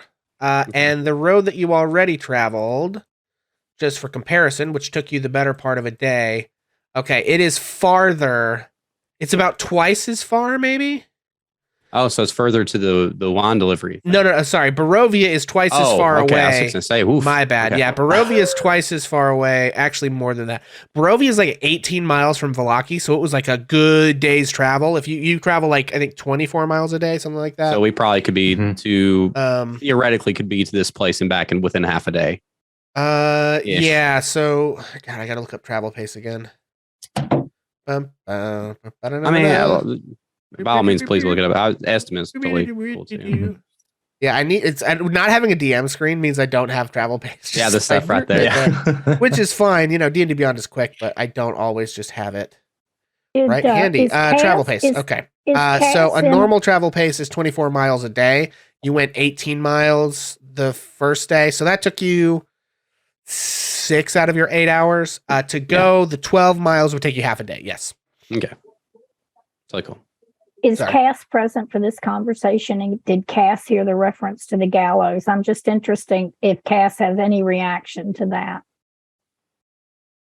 So I think y'all were just finishing up talking about that when I got back.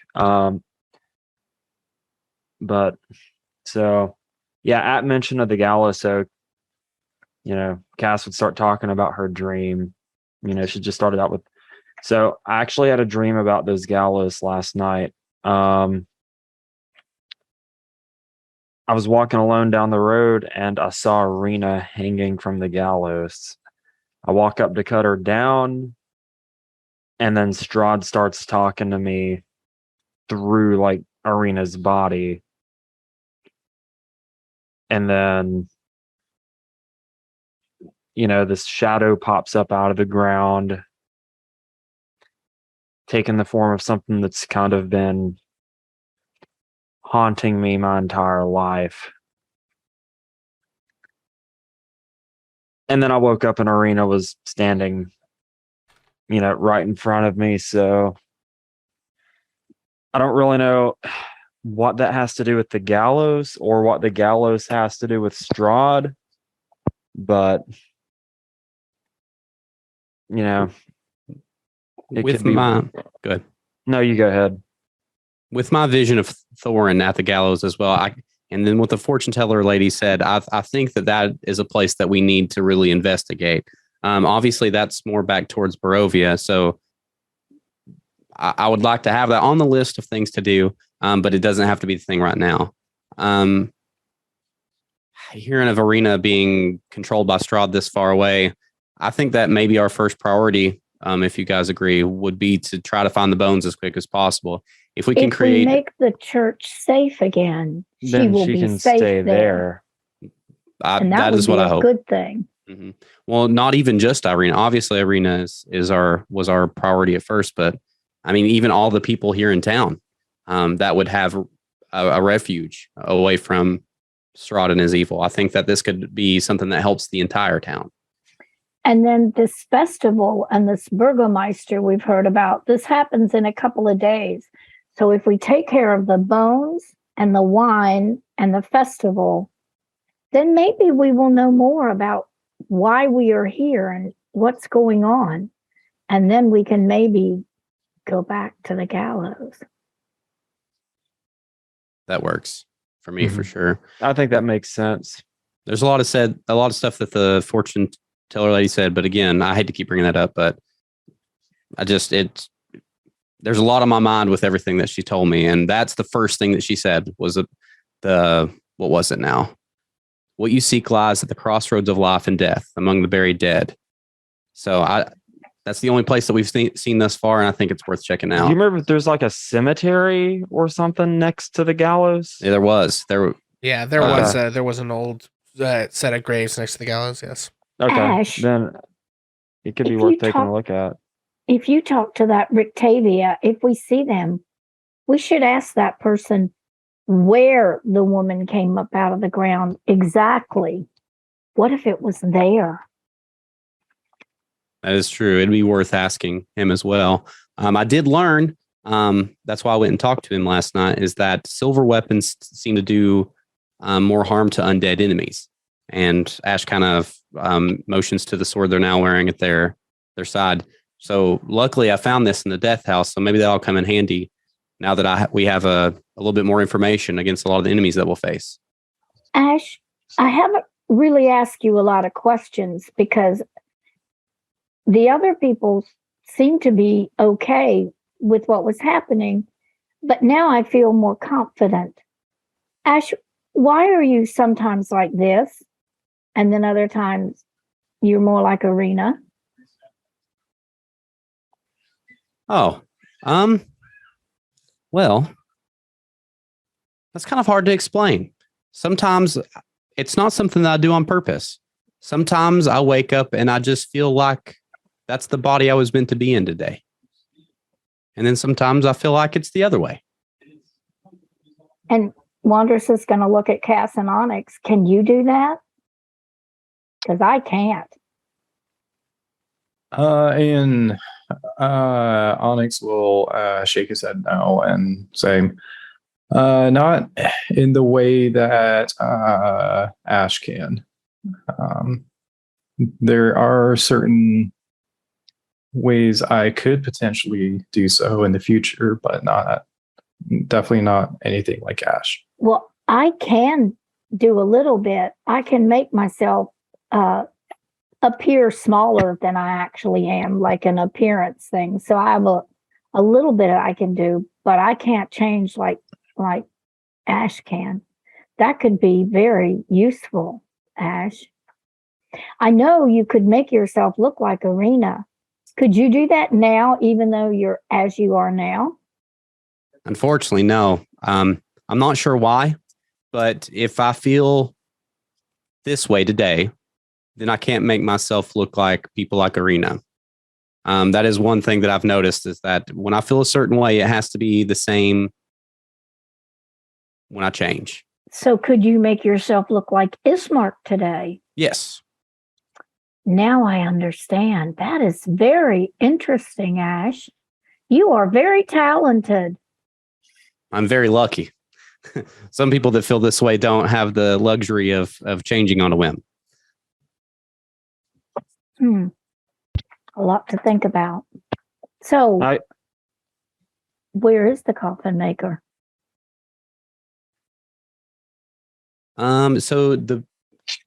Is that something we asked the priest before we left? I want to say that we did. Okay. You did ask the priest. I actually have an idea for how we can grab some information from this guy, because if he's wanting to steal the bones, I think it's safe to say that this guy probably is a not so nice. So I have an idea. All Hang on, right. I gotta look up which one of these numbers is the. I think it's N6 or N8. Yeah. I think I can't remember you remember. saying 6. Let's find out. I gotta look through this big because it doesn't give me an option to jump to each one individually in here. Yes, it is N6, which is actually one of the bigger houses or bigger buildings just to the east part of town, not too far from the gate. There was like a big courtyard thing that opened up. It was where you guys saw the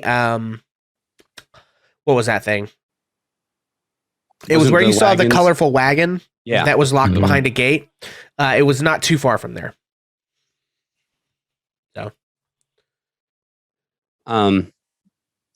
Yeah, so I had an idea of how maybe we could be a bit more inconspicuous when we go in here. Like half a I can mile from here. pose as an elderly gentleman who is shopping with his friends for, the eventuality of needing a coffin. And maybe while we have the salesman's attention, I'm thinking that maybe somebody could do some poking around and see if we could find something leading us to the bones. Yeah, I am with you on that. I think that makes sense. All right. I have noticed that I'm pretty obvious. I could make myself a little bit littler, but I might not be the best choice to go. What did you say? Poking around? Poking around, Ash?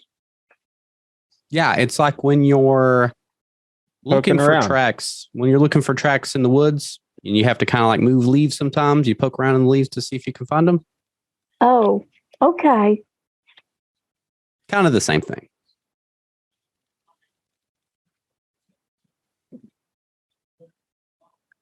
Well, if the bones were magic, I could cast a spell that might tell me where they were.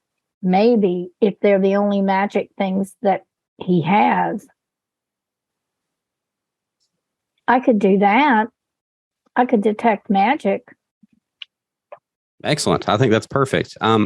So we'll try to hold his attention as much as possible and give you ample time to kind of discreetly cast your spell and see if we can't get a read on him. All right. Okay. Excellent. Alrighty, so you guys are headed to the coffee maker shop, yes? Yeah. Okay. So, as you make your way through the town of Barovia, as you come to one of the larger sort of side streets, you see a rather most curious sight. You see a older woman. She is wearing kind of a blue dress with some flowers embroidered on it, and she is pushing a large cart. And you all recognize this woman. You met her in Barovia. And she is pushing a small cart, and you can see the morning chill hasn't quite worn off, even though the sun is shining, and you can see some steam rising from her cart. What do you do? Oh, we got to go up to that car, y'all. Oh, 100%, We just yeah. got to. I'm down. Okay. Yeah, so you make your way to the cart, and you see the old woman. And she looks at you and says, "Oh, oh, hey there, dearies. What can I do for you?" Just remind me, her name was Granny Patsy? Granny Yes? Patsy, yes. Yep. Okay. Yeah, we met back in the village. Oh, yes, right, of course, of course. I meet so many folks around here. It's Uh, but yes, would you like one of my pies? They Absolutely. were very good when we had them before. Wonderful, wonderful. And she sort of throws open she like has her little cart and it's got kind of like a blanket on the top of it as she throws it off. And you can see a whole heap of steaming pies. Yeah, I would definitely like to pay for one. Okay. Excellent. Okay, there it is. All right. She says, okay, well, excellent. Yeah, so the pies, dearies, are 1 gold each. Yes, absolutely. Well, they smell delicious, dear lady, but I just had a very big breakfast. Oh, of course. Well, I mean, you could take one for later, or, I'll be around again in a couple of days. Do you travel around to different towns? Well, of course. Do you feel safe when you do that, dear lady? Oh, people around here know better than to mess with Granny Patsy. I've got an edge. You seem different from other people here. Well, I am. You seem happy and jovial. You could say that. It's like Cass, this place you- doesn't have an effect on you. Well, I try to bring a little light where I can. You Same weren't here. with us when we met her before, Cass. I wasn't. I think she almost saved us then. Are you there very often, dear lady? In Barovia, or here in the town, or just in this land in general? Well, where we met you before. Oh, I suppose I'm there about as often as I'm here. I'm sort of anywhere as often as I'm here in this land. That must be a long trip for you to take that cart. Did she have the cart when we saw her the other night? I think she did, yeah. Yeah, I think so. I think She wheeled it out of town, and kind of ended up going back the way you came, which was towards the gates of Barovia when you saw her. Okay. But it's been 2 days since then, so.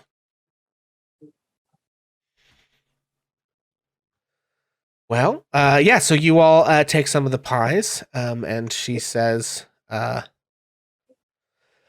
dears, is there anything else that I can do for you? Or I'm running low on my supply, and you can see she only has a couple of pies left, so I've probably got to head off and make some more. Is there anything we should ask her? Like, do you think she has any information? Well, I really can't get a pie right now. But where do you go to make the pies? Oh, I've got a home in these hills. I can't really explain where it is to other folks. I have a special way of getting there. She sort of like puts her finger up by her nose. Well, we are on our way to see the coffin maker in this town. Do you know the coffin maker? Well, I can't say as I do, no. Do you go to the festival and sell your pies? Maybe I could get one there. Oh, I expect I'll probably be around for the festival. They have one so often, half the time I just run into them by accident. Not even planning or anything. Like you ran into us. Yeah. That was a good thing. Thank you again for what you did. Oh, of course. I try to help when I can.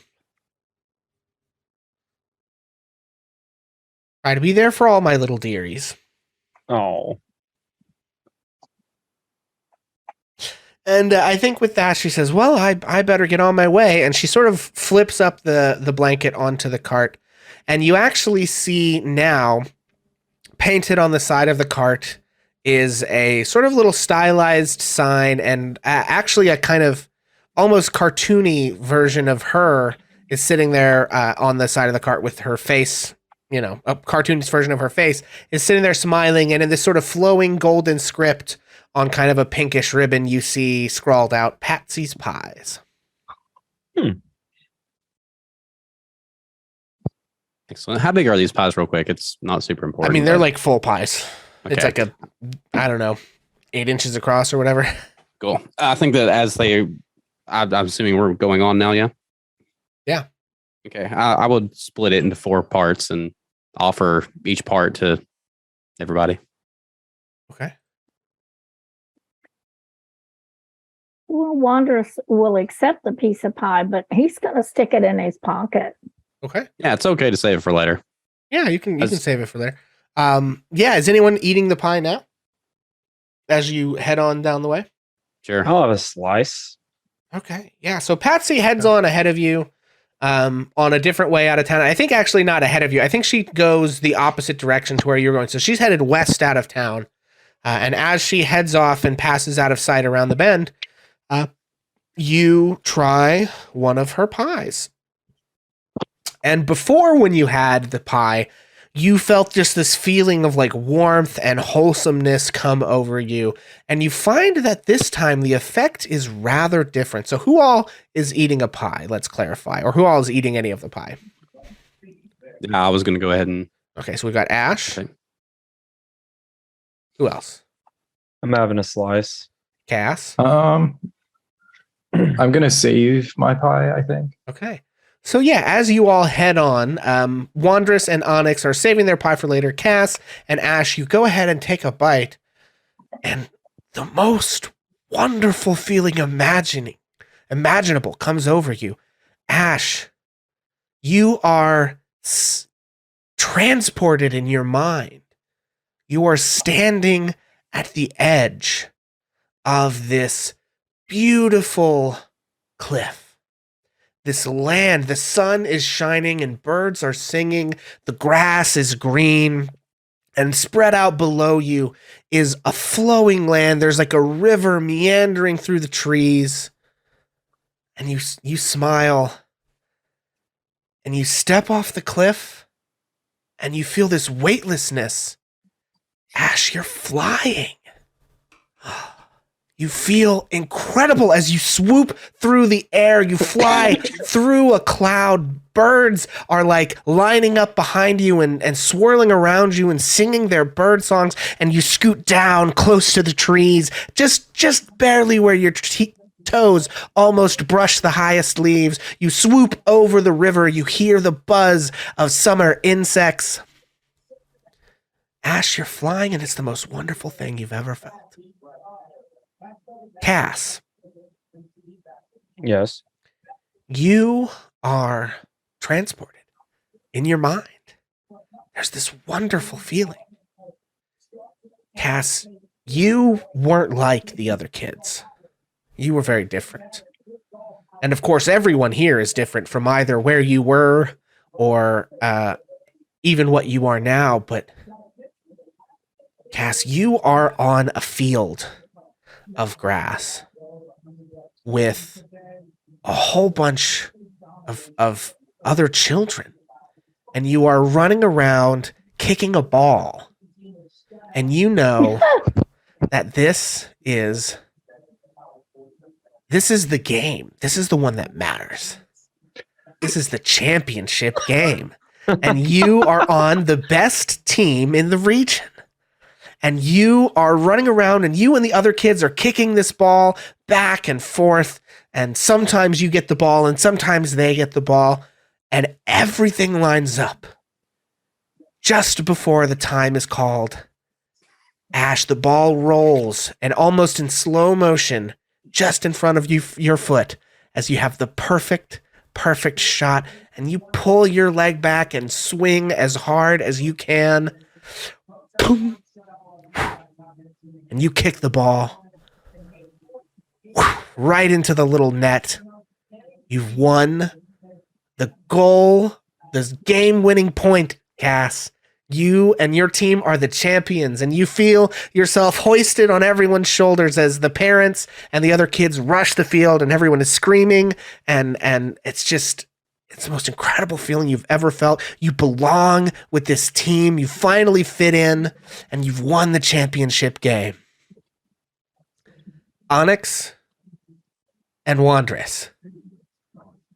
As soon as Ash and Cass take a bite of this pie, they stop walking. And you probably walk a few steps on before you turn confused and turn around and look at them as they stand there in just a stupor with this sort of blissful grin on their faces.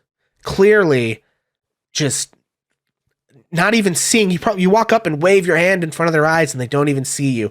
You call their name and they say nothing as they stand there. Ash, Cass, that must be some really good pie.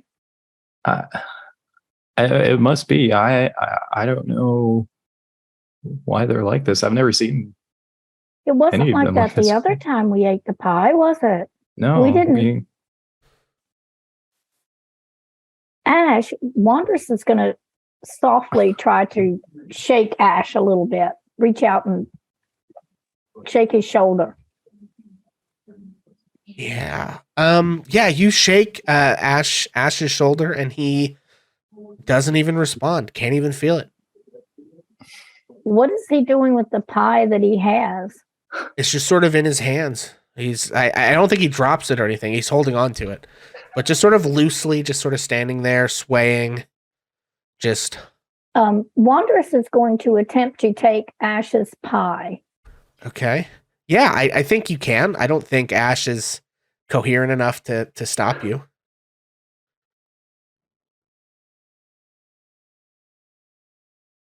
Wandress is going to look at this pie very carefully. And he is also remembering the other time that he met the lady, and he's been thinking about it anyway, because, it's bringing it all back. He wants to examine this pie and see if it reminds him. I mean, if it's the same pie, to begin with, is it the same flavor pie? Can he tell that? I mean, I think if you look at Ash's pie and if you look at Cass's pie, you can tell there are several different flavors of pie. I don't know just from looking at it that you could easily tell if it's the same or not. Are you doing any, like, do you have any class abilities or magic, or are you just trying to eyeball the pies? Well, also, I would like Cass and Ash to both roll Constitution saving throws. Oh, Lord.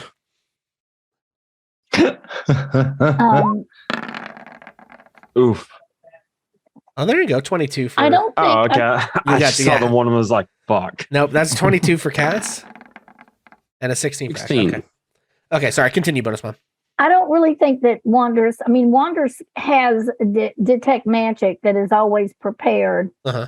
but he's supposed to use it when they go to the shop. So I don't think he would be eager to do it. I think he's just going to look at the pie and look at them and be Okay. terribly confused. Yeah, I don't think you have any way of knowing.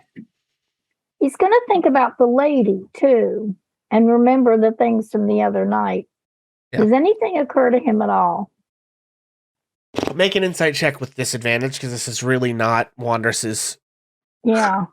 suit. You're in a foreign land. You don't really know this person. Yeah. Okay.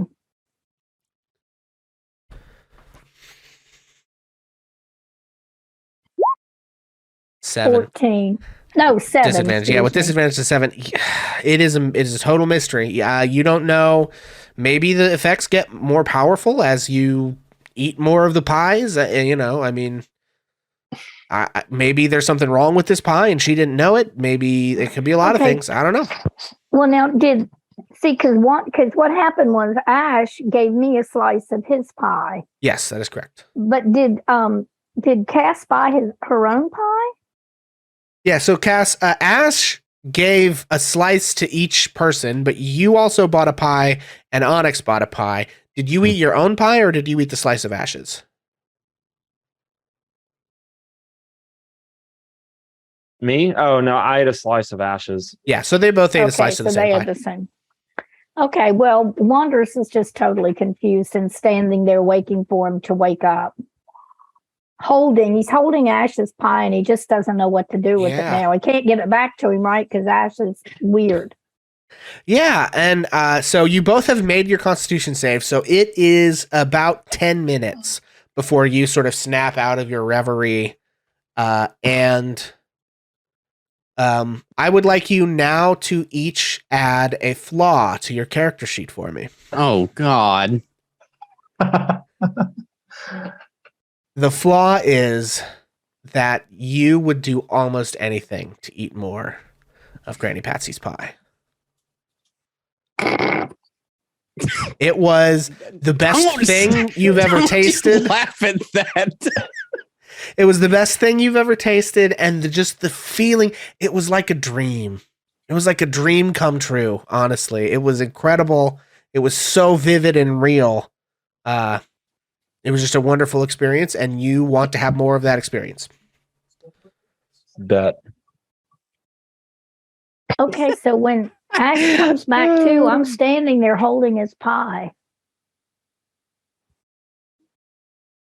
Yeah, so Cass and Ash, and it happens pretty shortly in succession because you ate the pies kind of at the same time.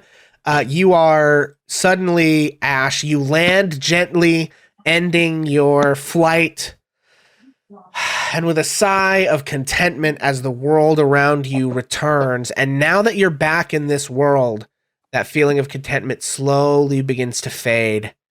And Barovia is a dreary and dull place, but after seeing such a wild and technicolor vision of what a wonderful world where you can fly, Barovia seems that much more dreary and drab and sad, and the weight of the experiences that have happened to you in this place sort of weigh even more heavily on you. And that is the same for both you and Cass. Cass, as you are let down off of the shoulders of your screaming teammates, your parents have hugged you and said that they are proud of you as everyone cries and cheers. Oh. And slowly that world fades from you as well, and you are left with the sour taste of Barovian air in your mouth. What happened? You both took a bite of pie and then you just stopped where you were and we couldn't get your attention. You just stood there. That pie is amazing and you should try some of it. Can I make an Arcana check? Sure. I am going to say make it with disadvantage. I don't know that you are trained in pie magic. Yeah, that's fair. That one. Oof. Yeah, Onyx. I'm going to burn inspiration. Okay, yeah, burn really inspiration. Okay. Oh no. Damn. That's Not only much one better. better. That's a 9. Okay, yeah, so you're not really familiar with there's lots of okay, here's what you probably can tell even with a 9. It's probably some sort of enchantment based effect, but you don't know if it could be anything from just a random wild magic related instance of shit happening with this pie. Like you've heard, like some things can be spontaneously magical in this world, right? It's a fantasy world of magic. You happen to be in, hell right now, but like in the world in general, magical things happen, right? Or it could be some kind of intentional effect. It could be a side effect of like the process. Gotcha. Also, Onyx, you've been granted inspiration. Thank you, Skittle. So you're just not sure, but the effect was probably magical because food normally doesn't make people hallucinate, right? Well, also, I guess at this point, has anybody explained to Onyx that they hallucinated yet or no? Because Onyx, you might not know that. I haven't. No. Okay. I'm looking at the pie and wonders. Yeah, so you don't know what, but it did kind of seem they went into like a trance-like state. It does actually say that in the adventure. So they went into some sort of trance-like state. That might be some sort of enchantment effect, but you don't know if that's a random thing. The oven could have had just a surge of wild magic. It could have been the ingredients were suddenly magical. It could have been a lot of things. some kind of enchantment effect happened, probably. So, okay. Gotcha. I have Okay. also been told that we need to take a quick break. So while you guys consider how you want to move forward with the question of the pies, we folks are going to take a quick break, and we will be back. We'll say it's 9:06. We'll be back at about 9:10, if that's okay with everybody. So thank you all for hanging out, and we will see you here in just a few minutes. Hello, and welcome back to Barovia. Thanks for hanging out through that break, everybody. We just needed to take a quick fiver there. But we resume. So as we return from commercials, we sort of hop back in and find our heroes on this little horror Saturday morning cartoon. We find them standing in the street, holding several pies, pieces of pies in their pocket. Granny Patsy is at this point long gone. And what would you all like to do? You've been discussing Onyx. You can't really tell anything about the pie. Wandrous, you're mystified as to precisely what this woman has done. It's all very confusing. Yeah.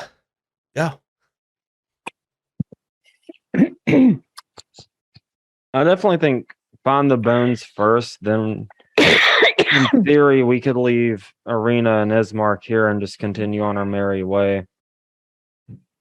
Can I have the rest of that, Wondrous? Bonus Mom, I think's muted, whether on purpose or not. Wandrous would hand Ash back the pie. Ash is going to take that pie. All What right. you doing with that? You said, Ash. and I deliver. Okay. Yeah, I love it. Wait. Ash, make another Constitution saving throw. All right. And I feel like Ash just like, without even really, you know what I mean? Like, not even really fully out of that mindset.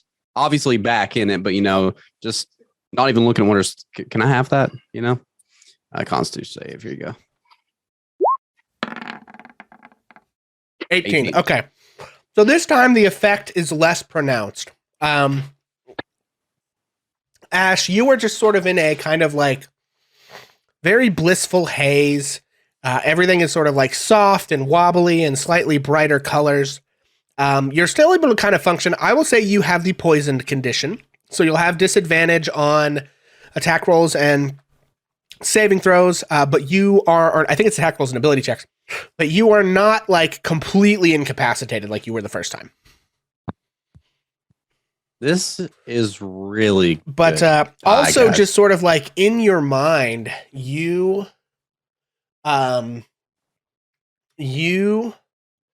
feel like you have a flaming sword in your hand and you are fighting a dragon. But it's not like a terrifying dragon. It's like exhilarating, and you are kind of like kicking this dragon's ass. You're dodging every breath of fire and every swipe of the tail. And there's just like this adventure movie playing in your brain. And finally, you stand victorious over the dragon. And you see there is a sort of an individual who is like, laying in some kind of enchanted sleep on some sort of stone slab in the dragon's lair. And you sort of like reach out your hand to this person, and you see the spell is broken. And you look up at each other and instantly fall in love. Did you just put me in Shrek? Oh hell. Yeah, and so that is so that's kind of going on. Like you're half in the world of slaying a dragon and saving the prince and or princess of your dreams, and halfway in the world of walking around talking to your party and being in Barovia. Yeah, like I said, Ash is like, y'all, this pie is really good. I'm gonna go ahead and be like, well, how about we have some pie after we go and get this taken care of, so that way we can have some more pie later tonight. You have more pie? Who has pie? I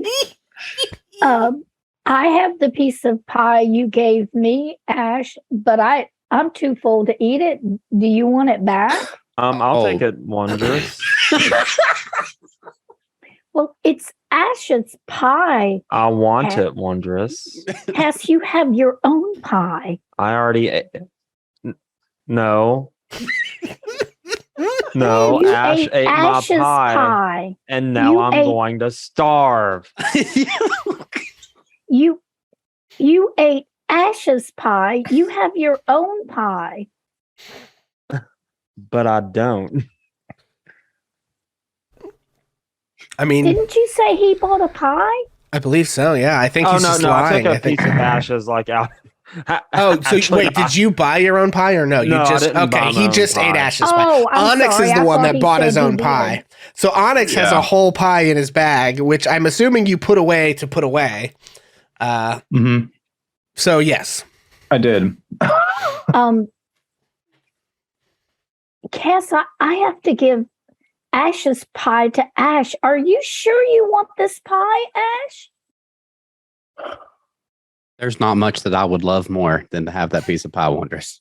All right, Ash, and Wanderous reaches in his pocket, gets out the slightly mangled piece of pie and hands it back to Ash.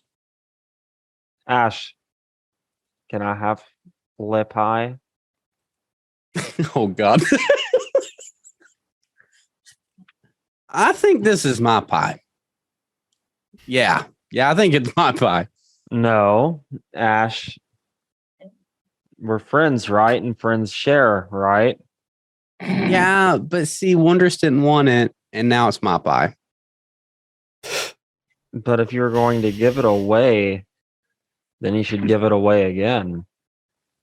I feel like Ash probably like subconsciously is like putting their hand on their sword. yeah, sure. Cass is going for her sword too. Oh,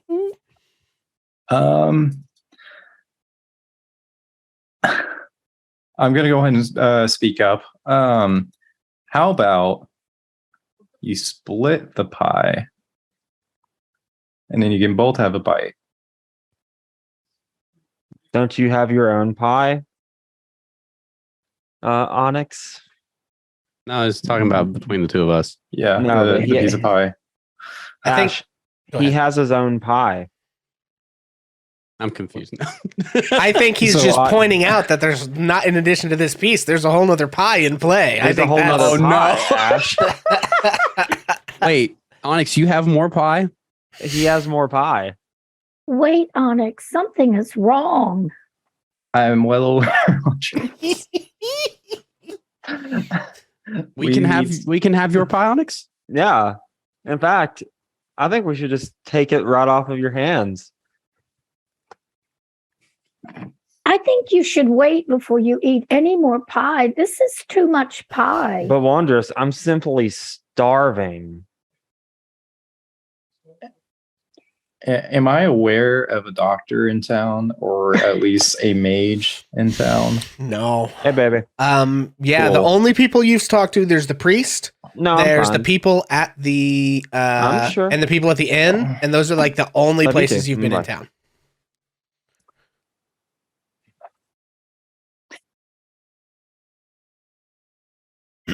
I'm gonna look to Wanderers really quick and be like, I think we need to take care of this ourselves at this point, and we need to find somebody to help. Should I try to take Ash's pie back? No, we shouldn't at this point, because I believe that would potentially turn into something dangerous. Onyx, where's your pie? How about I split the pie in half for both of you back at the end, where you guys can go ahead and rest up and eat the pie. Sounds. Good idea. Let's go to the inn. I just want more pie. We will get you more pie. Come along. And Wanderous is going to Do you try think to Strahd herd would them. want some pie? Come along, Cass. Let's go back to the inn and get a knife. Okay. Cut the pie.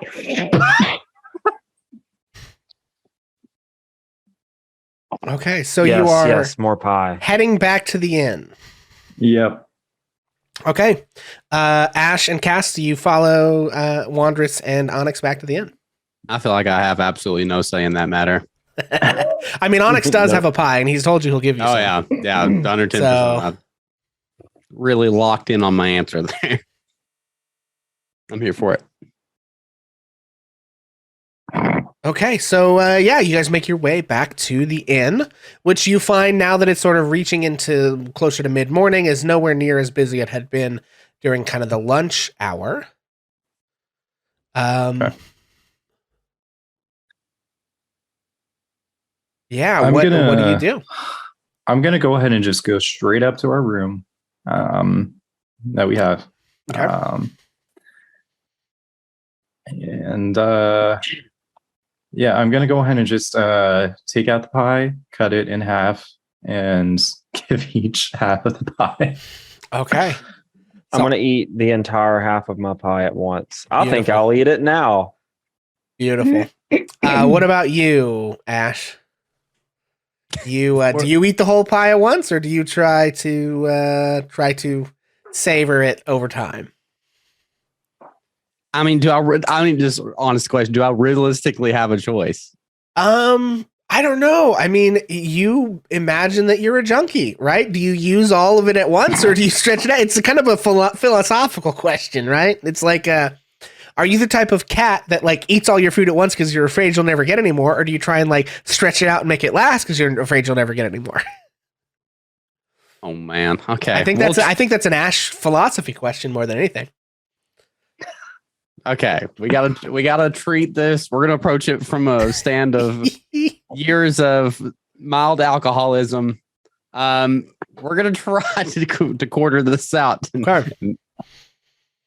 Great. So what I will say is, Cass, make your Constitution save. I would say make it with disadvantage, even though you're a dwarf. And Ash, just make a regular Constitution save.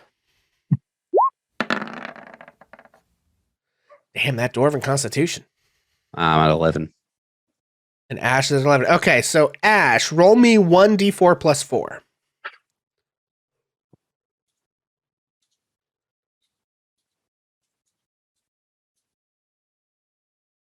This button, I think. There it is. We're looking at a 1. No, 5.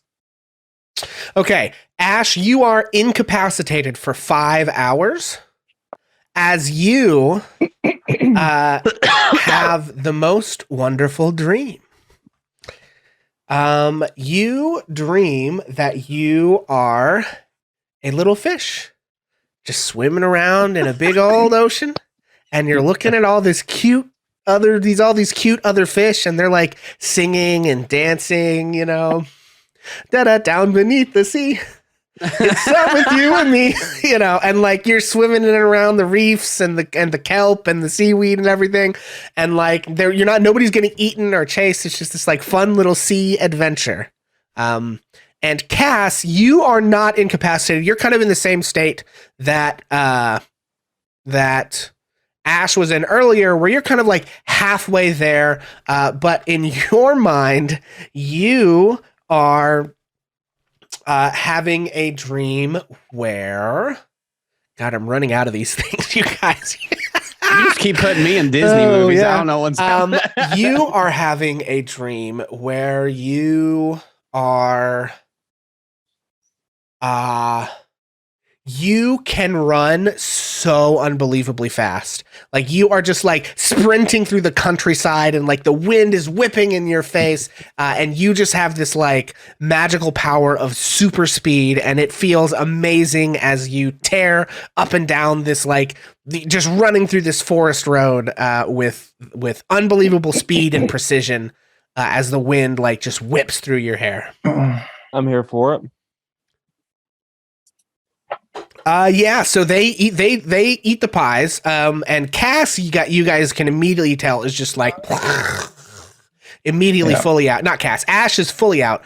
Cass is kind of in this sort of bloopy state that Ash was in earlier. Okay. And Onyx and Wandress, yeah, what do you do? Something is wrong, Onyx. Something's wrong with those pies. I know. That's why we have to find somebody that can help them.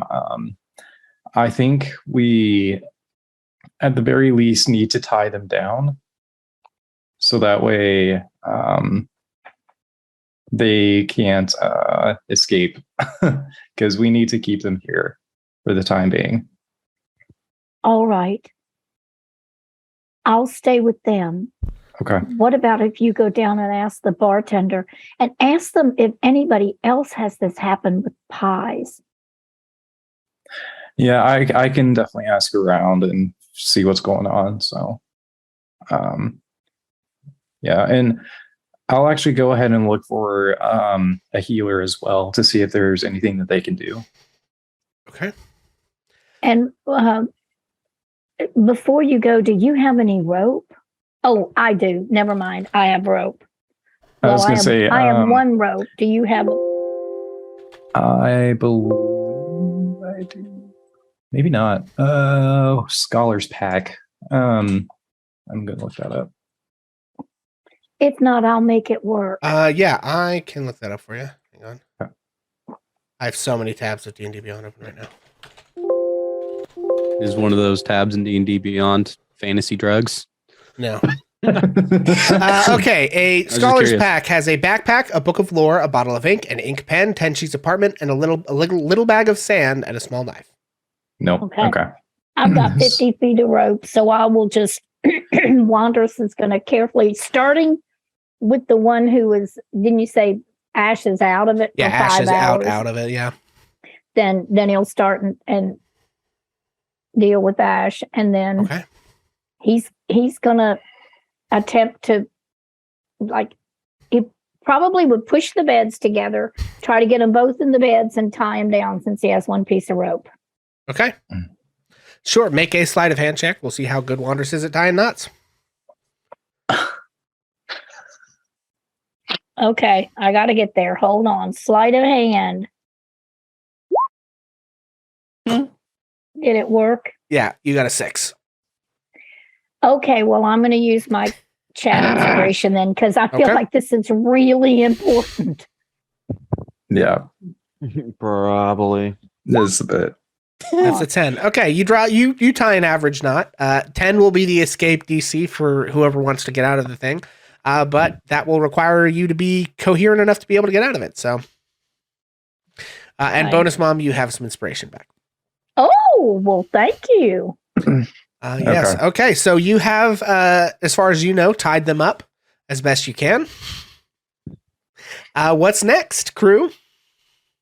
I'm gonna like I told Glenn's mom, I'm gonna go ahead and go ask around to see if there is a healer of sorts that can help us with this.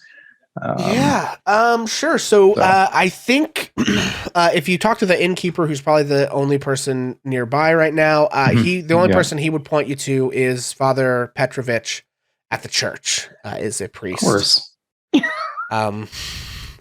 Other than that, there's no God. doctors or mages in town that anyone knows of.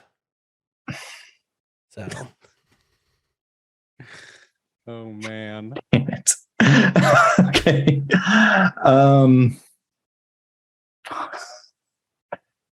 I guess I'll go ahead and go to Father Petrovich and ask him about the situation and see if he knows of anybody else. okay. Let's see.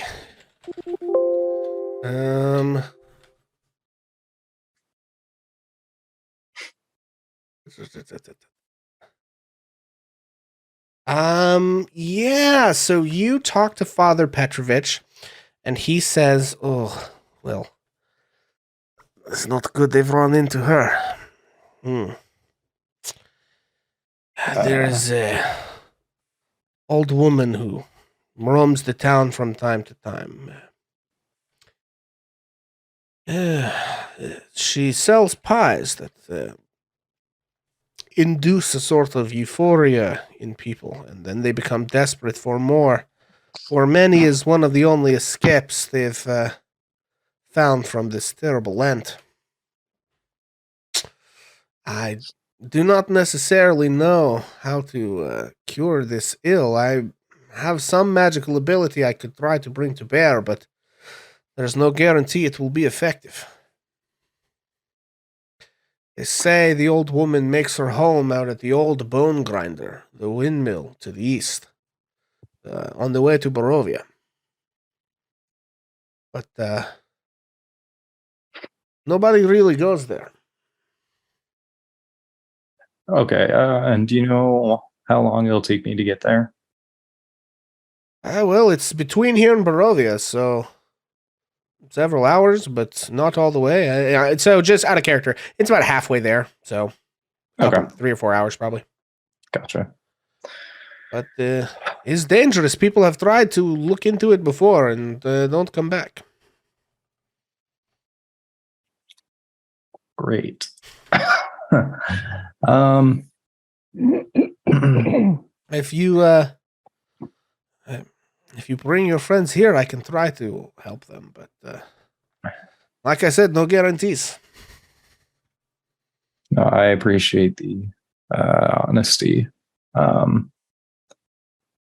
And I think Onyx is just gonna kind of just like mutter to himself, like just like going through like the possibilities of like what could actually help. And Yeah, and he's gonna- Onyx. Oh, sorry. Go ahead. oh, good. As you're kind of standing there muttering to yourself, you feel a tug on your shirt. I'll look over to wherever that was. You see the little boy Yeska. I was like, oh, hello, Yeska. Excuse me. I hear you asking about the old lady with the pies. Yes. You should stay away from her. Thank you. I appreciate Yeska. I saw her one time. Well, she brings the pies, right? And she gives them to people. And then they want more pies. They like the pies, I guess. I don't know. I've never had pies. And they like the pies so much that they do bad things for the pies.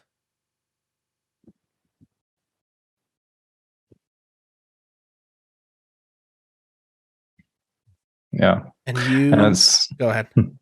I was just gonna say, it does appear to be that way.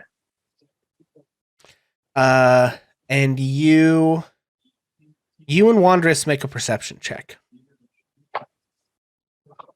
Next time I need information, I'm going straight to Yeska. I'm sorry, I didn't hear that because somebody was closing a door. It's okay. Make a perception check. Perception. Oh, okay.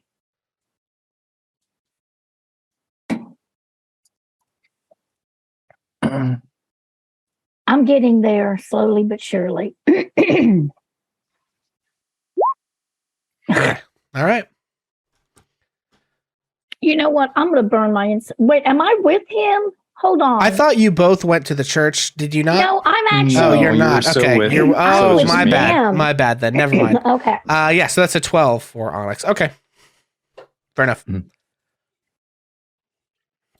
Yeah, so that is what Yeska tells you.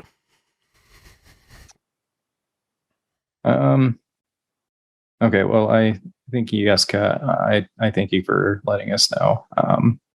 I'll let my friends know as well. Okay. I have a question for you.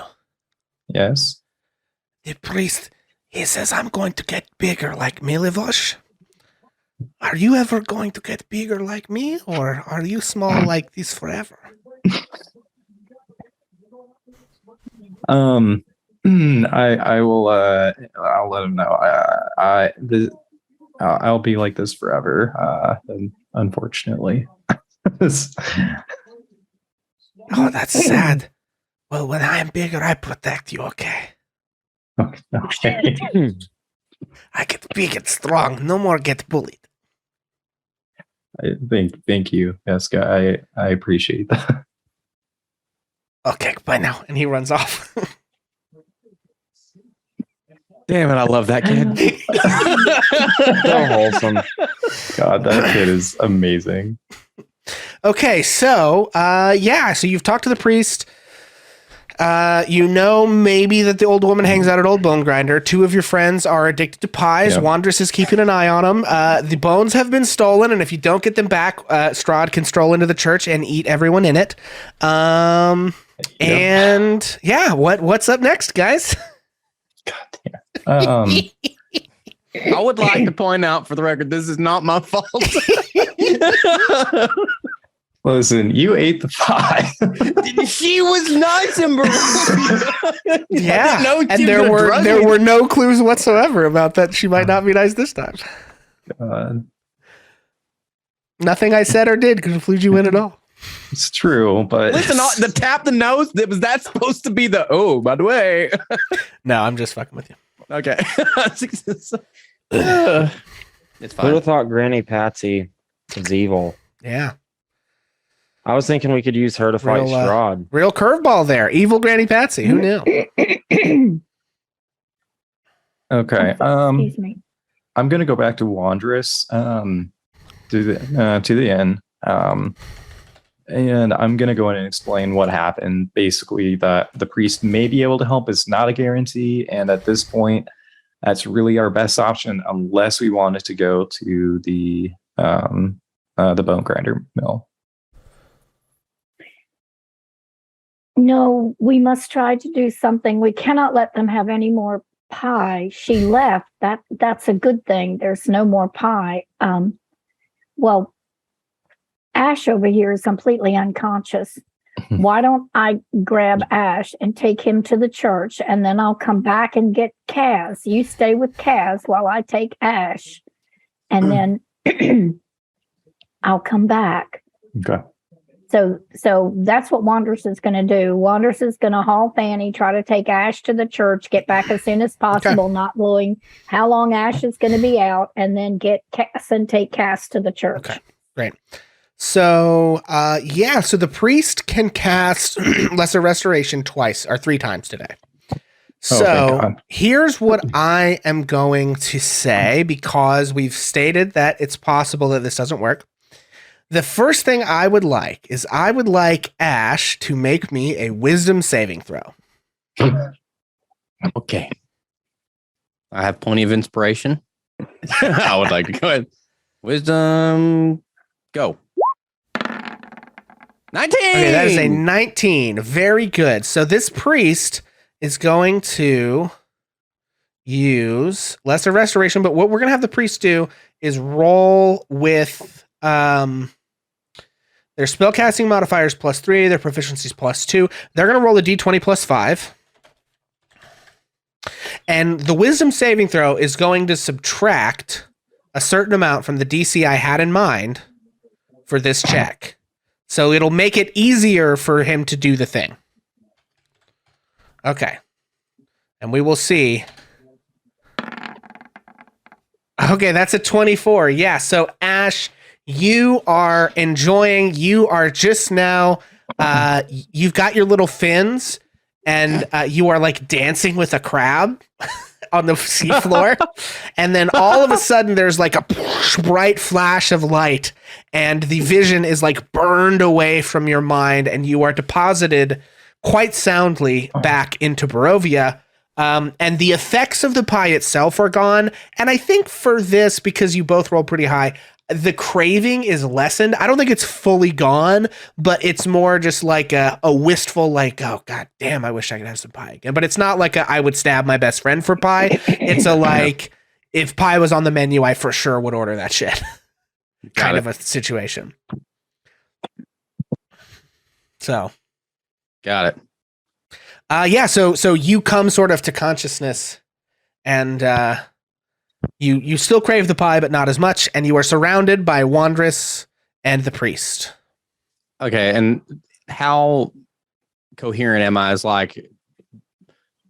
it like, whoa, how'd I get here? Or like, what is... you don't remember anything about like traveling since you ate the pie in the room.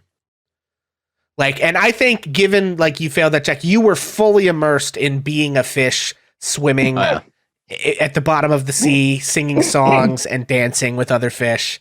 Like that was your whole reality, and then that was just like gone. So now, you're probably extremely disoriented. Do I feel like it's a dream now? Like, you probably don't think you were literally polymorphed into a fish and dropped into the ocean. So like it was some sort of hallucination, probably. Yeah. Okay, so I feel like, listen, that might have seemed like a silly question, but I'm not sure if the effect. Yeah. So I think you would understand, like, you're not wet.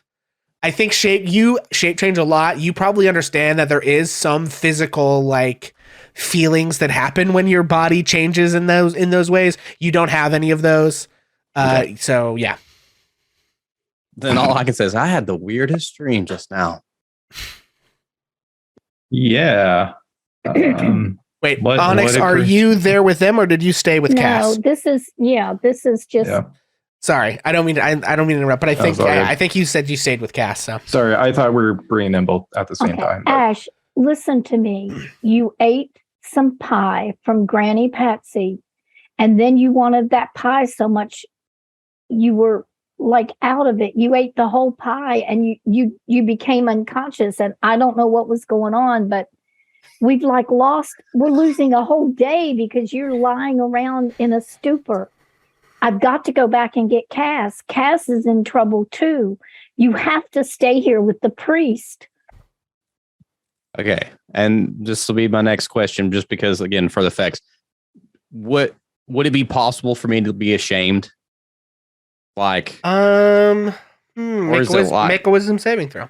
Okay. Because like I just got told off by Wondrous, and like not in a mean way, obviously, but I feel like I should feel ashamed. You know what I mean? 9. I mean, you probably feel pretty bad about it, but like that pie was so good. Okay. That pie was so good, Ash. The pie was so good. Okay. Okay, Wondrous wants to do an insight check to see if he thinks that Ash will stay there with the priest if he goes back, or if he needs to take Ash with him. Sure. Okay, yeah, make the insight check, and then Ash.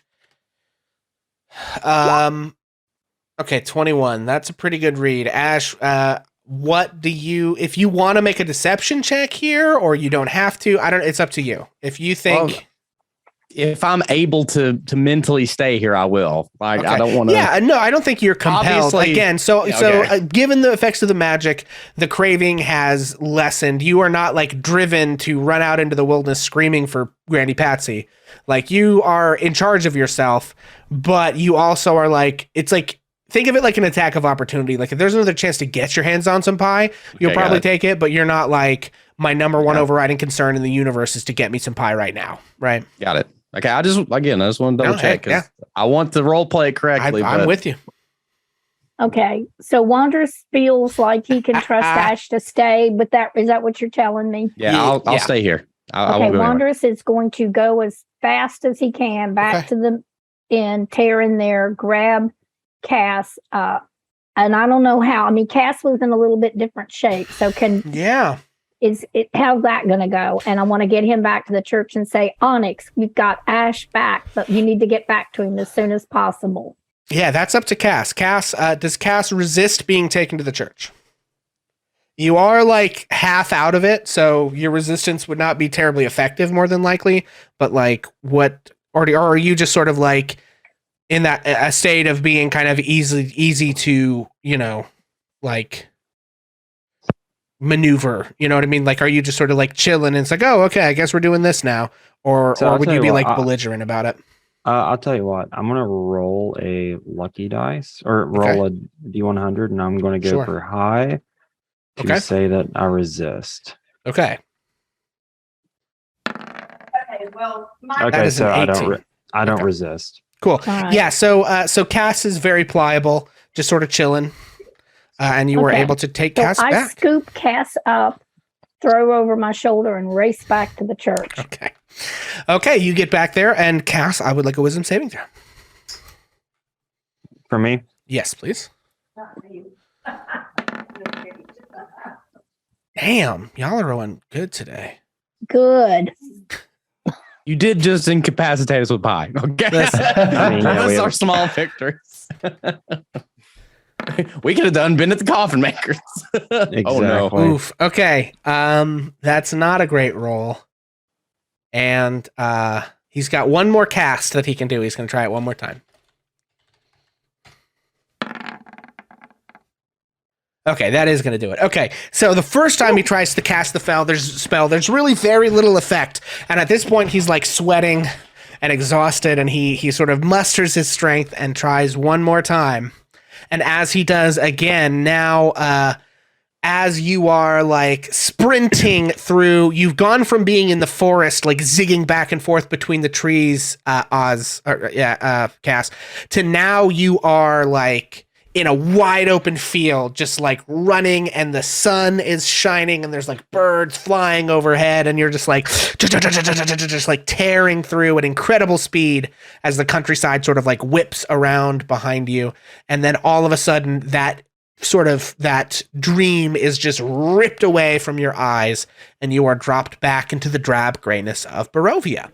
And just like Ash on this one, your like insatiable craving for pie has sort of diminished into like a kind of general craving for pie. But it's sort of like, man, you'd really like some pie, but you're not at the point of like, I would shank, my own mother for pie or whatever. Like you're kind of Okay. you're but if pie was on the menu, you would for sure order it again. So 100%. and Okay. there you all stand in the church. It has probably, I'm going to say, taken 2 or 3 hours out of the day. It's probably after lunch at this point. You've been sidetracked for quite a while by this whole pie business, having to like travel to the church, ask the priest, come back, and take each one of them one at a time. It's taken quite a while. So we're going to say it's like 1 in the afternoon now. But you're not that Okay. hungry because you had a lot of pie. Did Onyx tell Wanderous what the little boy said? I think in like the hurriedness of everything, probably not right then. But I think like after we get Ash cast back, I probably would. Okay, then Onyx wants to try and somehow in a non-threatening way talk to the little boy. Okay. I'm afraid to ask Ash to do it because I don't trust Ash now. Okay. So I'm thinking that like if the little boy is there, that Wanderers would actually sit down on the floor and sort of scooch in that general direction and say, listen, I don't want to hurt you. I want to ask you a question about Ash. It's for our wonderful friend Ash and for Cass. And he's just going to be like the gentlest Wanderess he knows how to be. You are so big, Mr. Man. What? You I are couldn't so hear. big, Mr. Man. I'm sorry, I couldn't hear it. You are so big, Mr. Man. I am big. And sometimes that's really hard for me. Like being small would be hard for you. And I've never been here before. And I don't know what to do. But I want to help Ash. You Okay. said that the lady makes the pies and people eat them. Yeah, And then they will do anything. pretty much. What Yeah. happens to the people after they eat the pies and they will do anything? Do they ever stop wanting the pies? Well, I don't think so.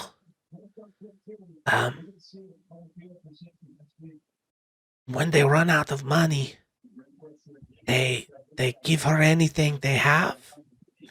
I haven't seen it myself, but the priests tell me to stay away from her because rumor is that she Sometimes people pay her with children. So I stay away from her. I am going to fix this. And I hope that when I do, I won't seem so big and scary to you anymore. Do you think it will make you fix smaller?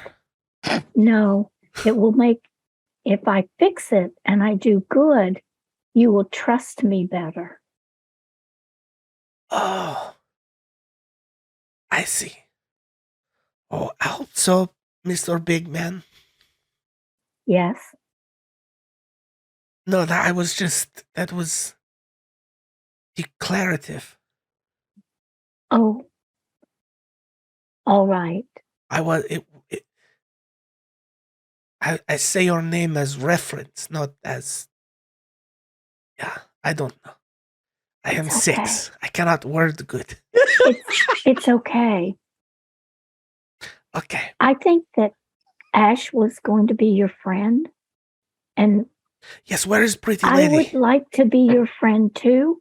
And can I tell you that when I was 6, I didn't have any friends. Oh, that's So- very sad. But this is good for you. You have friends. That is good. Thank you. Okay, then I'm pulling Onyx up nose to nose and saying, look, we have got to fix this, because if these two people, and I'm pointing, to our two loony goons here, Yeah. if they see this woman or they hear there's pie, and the little boy told me that sometimes after the people give the lady what she wants till they run out of anything, they give her children. Onyx, we have to fix this. Yeah, we do. That we went by that windmill, Onyx. It was on the way to here. Yeah. Yeah, we definitely need to go there, but I just don't know. I guess we could go there by ourselves, but I just don't know. No, we can't leave them behind. They have to go with us. If they come across that woman in the pie, they'll be lost to us forever, Onyx. Yeah, but she might be there. I don't know. Well, then we'll deal with them there. But they have to go with us. No. We'll try to talk to them. Let's try to convince them of what's happened. Mhm. And let's go stop her. Yeah.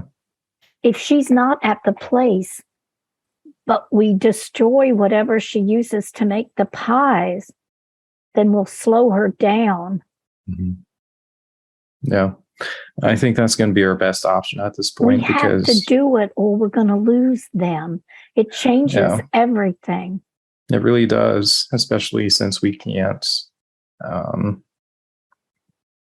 don't think we could really survive by protecting Irina without them at this point, especially with Strahd constantly coming after her. Onyx, they are my friends now, more than she is.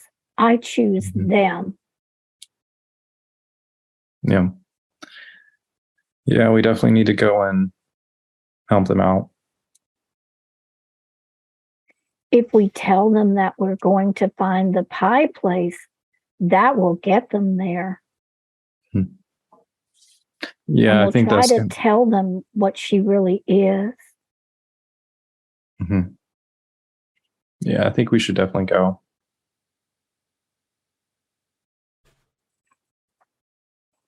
Ash, Kaz, we have to go now. Are we going to the coffin maker now? We're not going to the coffin maker now. We're going to go to that windmill on the way in town. Okay. But what about the bones? We'll get the bones We'll later. get the bones eventually.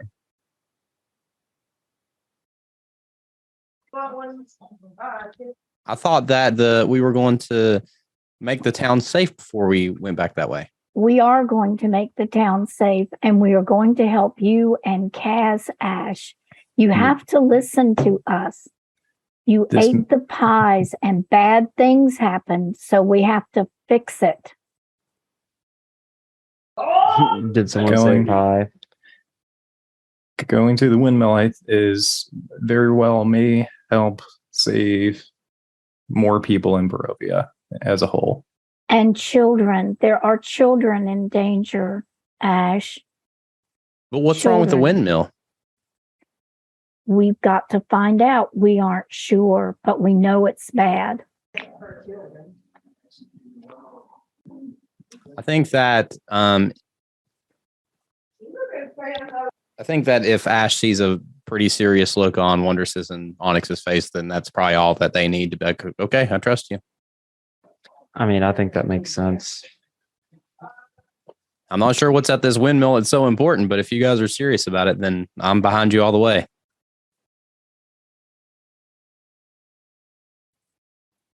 Let's go. Do we still have half a day? Are you thinking? How far away was Yeah, the windmill? it's probably about it's just after midday now. And how far away is the windmill? I think you mentioned 3 to 4 hours. All right, let's do the math. Stand by, everyone. Okay. Funny how an adventure can change at the bite of a pie. 100%. Oh, Okay, it is about 6 miles to the windmill, and you can travel at a normal pace, 24 miles in a day. So it would take about a quarter of a day to get there. So that's like 3 hours, maybe 2 hours, 3 hours. okay. I guess it would be 2 hours. So it's about a 2-hour trip, 4 hours That's not round bad. trip. So Yeah. Well, I think that if we're going on this trip, that Wanderers would be asking them all the way there and telling them what happened, and B, asking them what their reaction was, like trying to get the story out of the both of them about what it was like, what makes them think the pie was so good, and like go over it and try to find out as much detail as possible. If Wondrous asks if Wondrous asks Ash about the pie, Ash would describe the dreams that they had. It was the most wonderful thing ever. I was flying, and then I was a fish, and I was dancing. I don't remember what the middle. Then I was fighting a dragon. You were fighting a dragon. Yeah, I was in Shrek. It was great. You were in The Little Mermaid. You were in Shrek. Okay. I think Wanderers would try to skirt that that the lady was trying to keep it as simple as possible, but just tell them there's a problem. Okay. And it would describe how unconscious Ash was and how long and what the little boy said. I think we would tell them that people get hooked on the pies, Yeah, it's an addiction and you've got to fight it. Does any of that information sway me in any sort of way? Make a wisdom saving throw. All right. Come on, they're making good arguments, okay? These are my friends, and then they use The thing Jessica. I would not tell him is that we're going to kill the bitch if we find her. Oh, wow. Wow. Okay. See my That's a coming nat. down for Okay, me. we've got inspiration. That was a nat 1 for a total of 4, but we're gonna burn that inspiration for an A little 8. bit better. I mean, they're making good arguments, but God, that pie was so good. I think it's still got its hooks in Yash. Okay. Cass, you can make a wisdom saving throw if you want, or not if you want. That's up to you.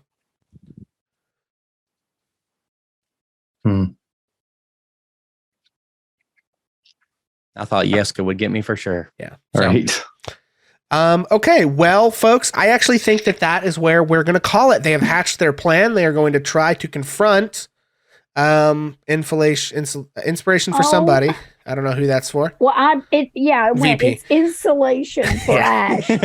Well, isn't he the one who yes, just flew there? Yes, that was Yeah. Ash. Okay, so that is where we're going to end the session tonight, folks. Thanks for hanging out. If someone could do me a favor, and please look us up somebody to go raid while we do our usual outro. Yeah, and so next time they are going to go to Old Bone Grinder, the windmill in the distance, and see if they can't figure out what's going on with all of this business. And so we'll pick it up from there, unless there's some reason why not. The next session will be on November the 11th, I think. Is that right? Yep. Yeah. Okay. So, cool. And we're going to do our usual outro. So if you would, folks, we're going to go around our cast one more time. Just remind them who you are, where you can be found on the internet, if indeed you can be found on the internet. And we will see them next time. So, Vincent. Yo, guys, I am Vincent Page. I stream on Twitch about every day. That would be twitch.tv/Vincent Page. And then you can find me on most of the other social medias under the same handle. And that is VYNCENTPAIGE.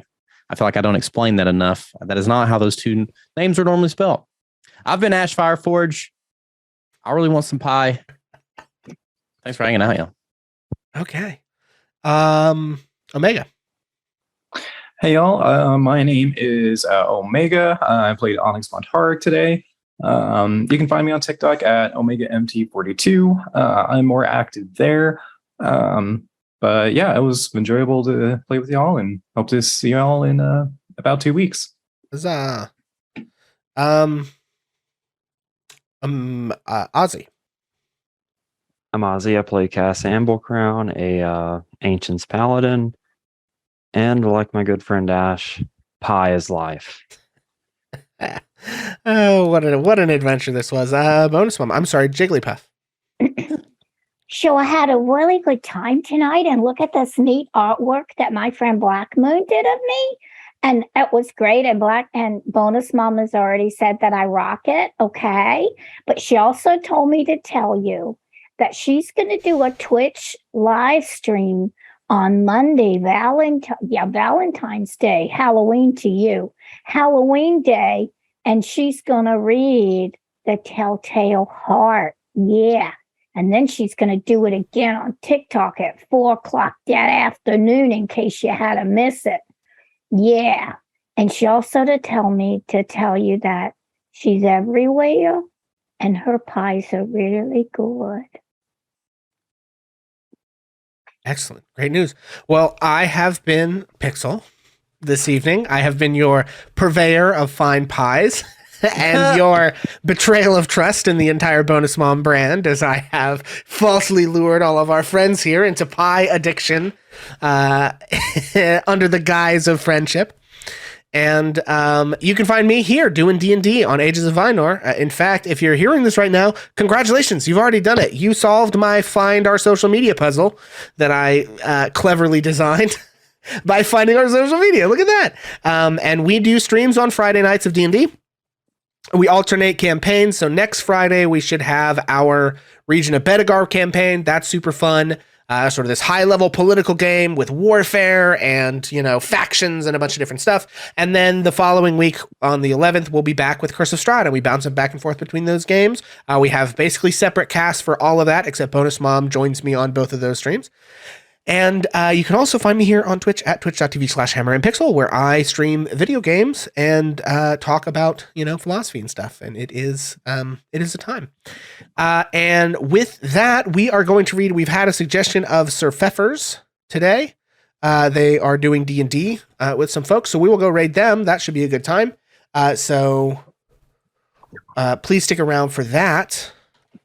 And in the meantime, thank you guys for hanging out for this silly thing that we do every Friday night. It honestly is amazing that so many people are watching what we do and interested and invested in everything. Thank you guys again for all the subs and the bits. You guys are so generous, and it always blows me away, and I super appreciate that.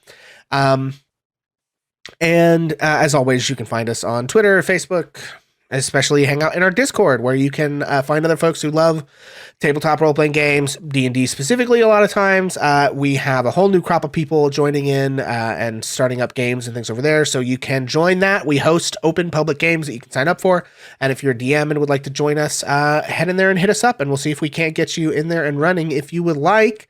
And then finally, as always, just want to leave you with a little request from me to you. Until the next time that I see you, please do me a favor and just be like a little bit more kind to yourself than you think you deserve, because I promise you actually don't have any idea how kind you deserve to be to yourself, and it is certainly much more than whatever it is that you're doing. Now, thank you guys. Good night, and we are going to play the outro music. Hopefully I'll play the right one this time, and then we are going to bounce out of here and go raid Sir Pfeffer, I think it was. Sir Pfeffers. So they are also playing some D&D, so definitely stick around and go hang out with those guys. Let me get our raid message in chat. I hope that works. It does.